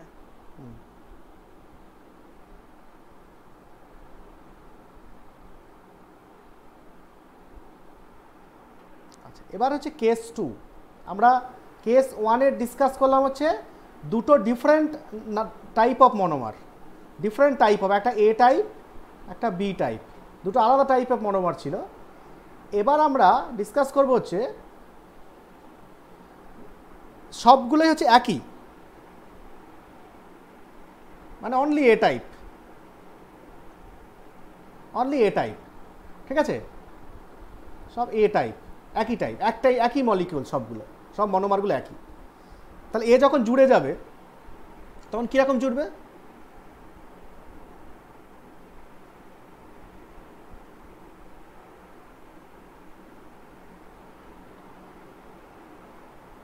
ঠিক আছে, এভাবে জুড়বে তো।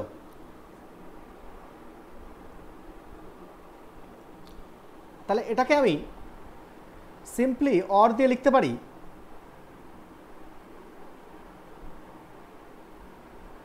এটা, এই একই জিনিস, এই একই রেড কালির গোল্লা এটাই রিপিট করেছে বারবার।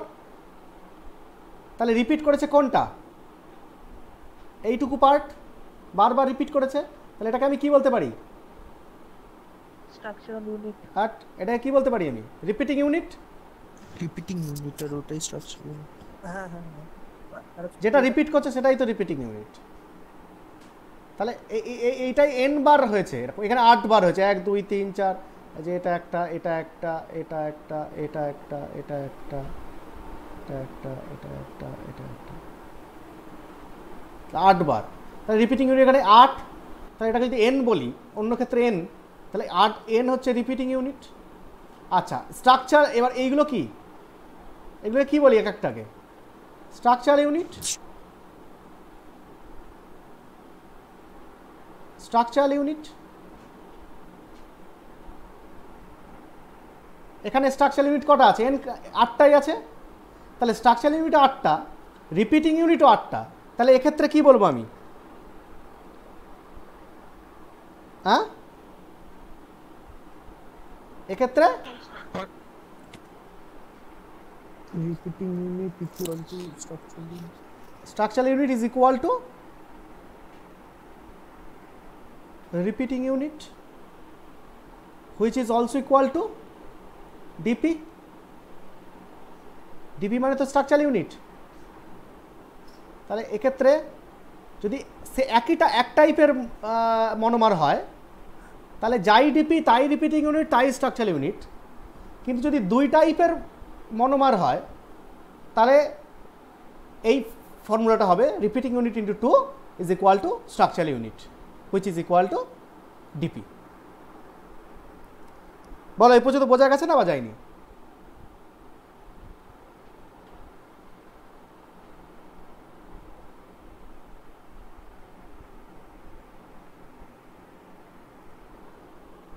হ্যাঁ ঠিক আছে স্যার। ক্লিয়ার তো? হ্যাঁ হ্যাঁ স্যার। লিখে নিয়েছো সব?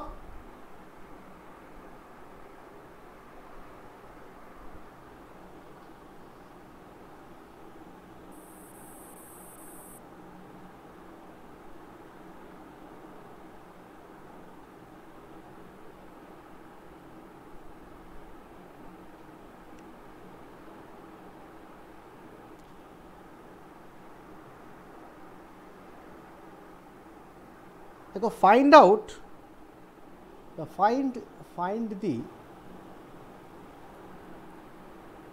average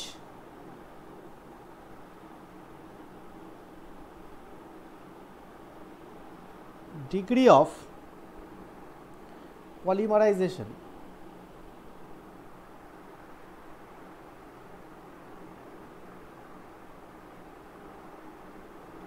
dp of the following polymers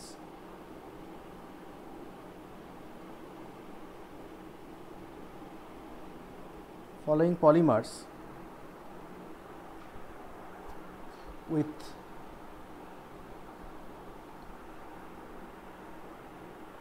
average molecular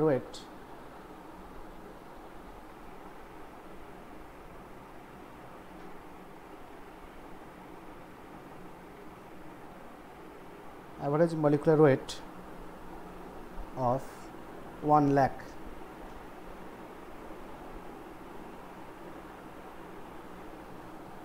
ঠিক আছে, আচ্ছা একটা আমি করি, সেটা হচ্ছে বলছে CH2 Cl sorry CH2 Cl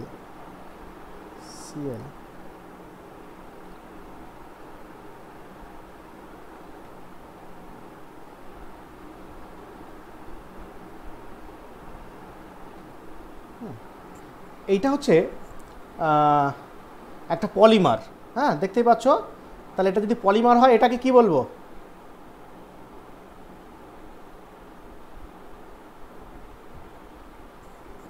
বলো, এটা টোটাল একটা পলিমার, এন খানা এরকম মনোমার রয়েছে, তাহলে এইটা হচ্ছে মনোমার, তাই তো? তাহলে এই মনোমার ইউনিট এন বার আছে, তাহলে টোটালটা হচ্ছে পলিমার যার মলিকুলার ওয়েট কত বলেছে?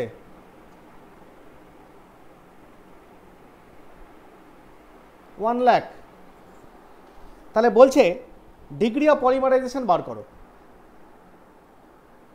কি করবে ভাবো? n into weight of monomer is equals to total molecular weight. কে বলছো এটা? পুরো বি। ভেরি গুড, আমাদের যে মলিকুলার ওয়েট আছে ওটা দিয়ে ডিভাইড করতে হবে স্যার। Very good. এই তো, তাহলে এইটা হচ্ছে কি? এইটা হচ্ছে স্ট্রাকচারাল ইউনিট না? এটা কোন কেস হচ্ছে, ফার্স্ট কেস না সেকেন্ড কেস? Second case. হ্যাঁ, যেখানে একটা টাইপ অফ মলিকিউল আছে, দেখো সেকেন্ড। হ্যাঁ, তাহলে এটা হচ্ছে স্ট্রাকচারাল ইউনিট।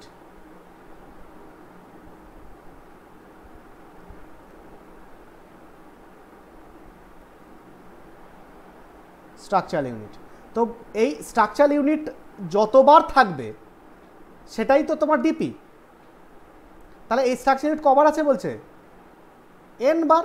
যে এন বার মনোমারটা আছে, যে মনোমারটাকে আমি বলছি স্ট্রাকচারাল ইউনিট, তো এন ইন্টু এই স্ট্রাকচারাল ইউনিটের মনোমার, এই এর molecular weight is equal to 1 lakh, তাই না? এটা হচ্ছে মলিকুলার ওয়েট অফ পলিমার। তাহলে আমরা এখানে বলতে পারি যে দেখো DP is equal to 1 lakh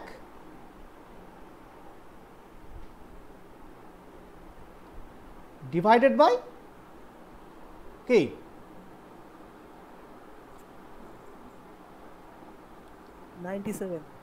molecular weight of structural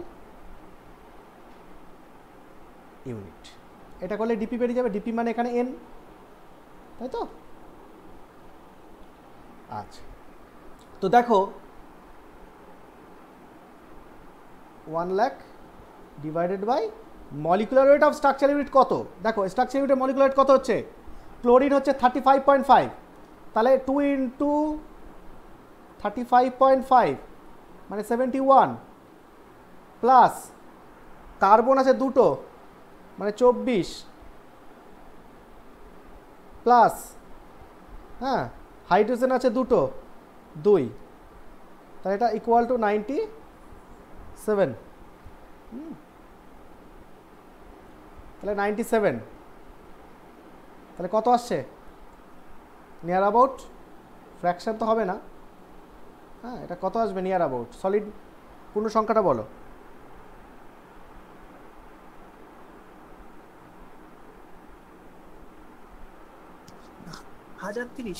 একদম এক্স্যাক্টলি।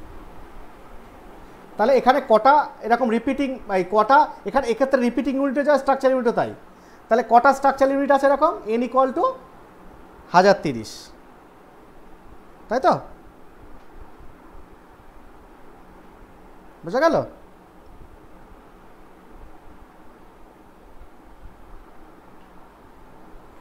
আচ্ছা, এবার হচ্ছে বি।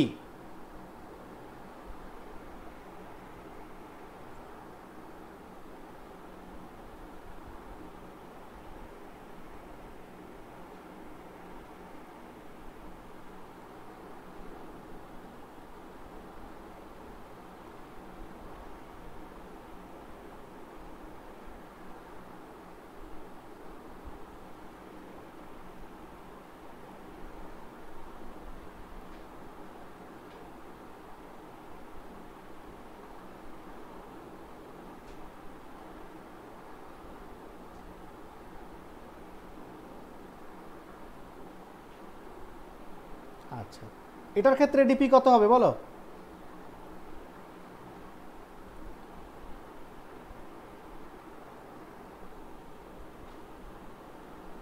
এই ডিপি ইকুয়াল টু, এটার ক্ষেত্রে কি ছিল? ডিপি ইকুয়াল টু এন, তাই তো? নাম্বার অফ স্ট্রাকচার ইউনিট, তাই তো? এই যে এইটা, এই ক্ষেত্রে স্ট্রাকচার ইউনিট কটা আছে বলো? দুটো। দেখো স্ট্রাকচার ইউনিটে ফাংশনাল গ্রুপ দেখতে হয়। দেখো এইদিকে, দেখো এদিকটা এক যেরকম, এদিকটা কি সেই রকম? দুটো একই ফাংশনাল গ্রুপ আছে না।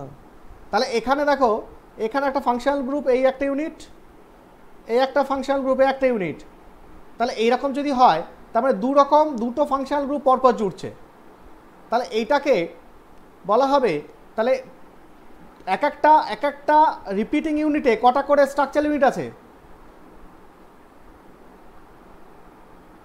দুটো। হ্যাঁ, তাহলে এন খানা যদি রিপিটিং ইউনিট থাকে তাহলে এক একটাই আবার দুটো করে, তাহলে টোটাল স্ট্রাকচার ইউনিট হচ্ছে এন ইন্টু 2। তাহলে এক্ষেত্রে হচ্ছে প্রথম কেসটা। তাহলে প্রথম কেসটা যদি হয় তাহলে দেখো যে এটা কিভাবে তুমি এক্সপ্লেন করবে।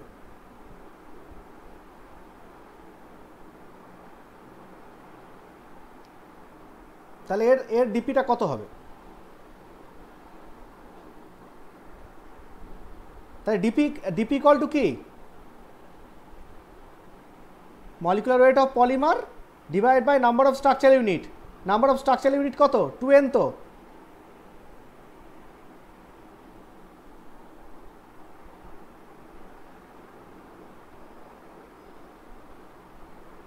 সরি,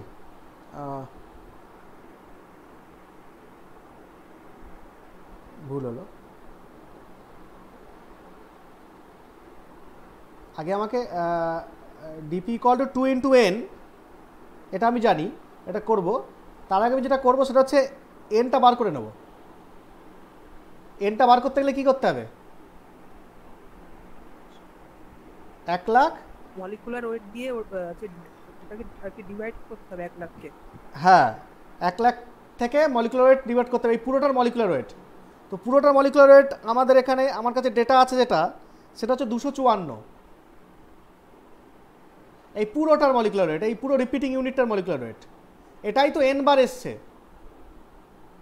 তাহলে n ইন্টু 254, n ইন্টু 254 সেটা হচ্ছে এইটা, ঠিক আছে? তো এটা যে ক্যালকুলেশন যেটা আসবে সেটা হচ্ছে 393 অলমোস্ট। তাহলে n হচ্ছে বেরিয়ে গেল। এবার ডিপি কি হবে? ডিপি হচ্ছে 2 ইন্টু 393। তাহলে এটা কত হচ্ছে? বলছে 787। এটা হচ্ছে ডিপি। বোঝা গেল?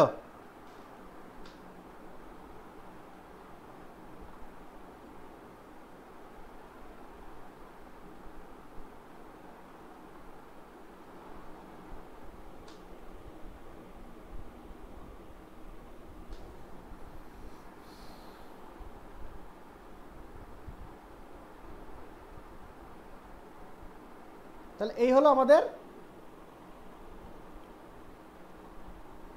বেসিক কনসেপ্ট অ্যাবাউট পলিমার, ঠিক আছে? এর পরের ক্লাসে আমরা ওই ডিফারেন্ট স্কেলিটাল স্ট্রাকচার, বিভিন্ন পলিমারের যে স্ট্রাকচারগুলো হয় সেই স্ট্রাকচারগুলো নিয়ে ডিসকাস করবো আর কি, ঠিক আছে? আচ্ছা, একটা কথা বলবো, দাঁড়াও।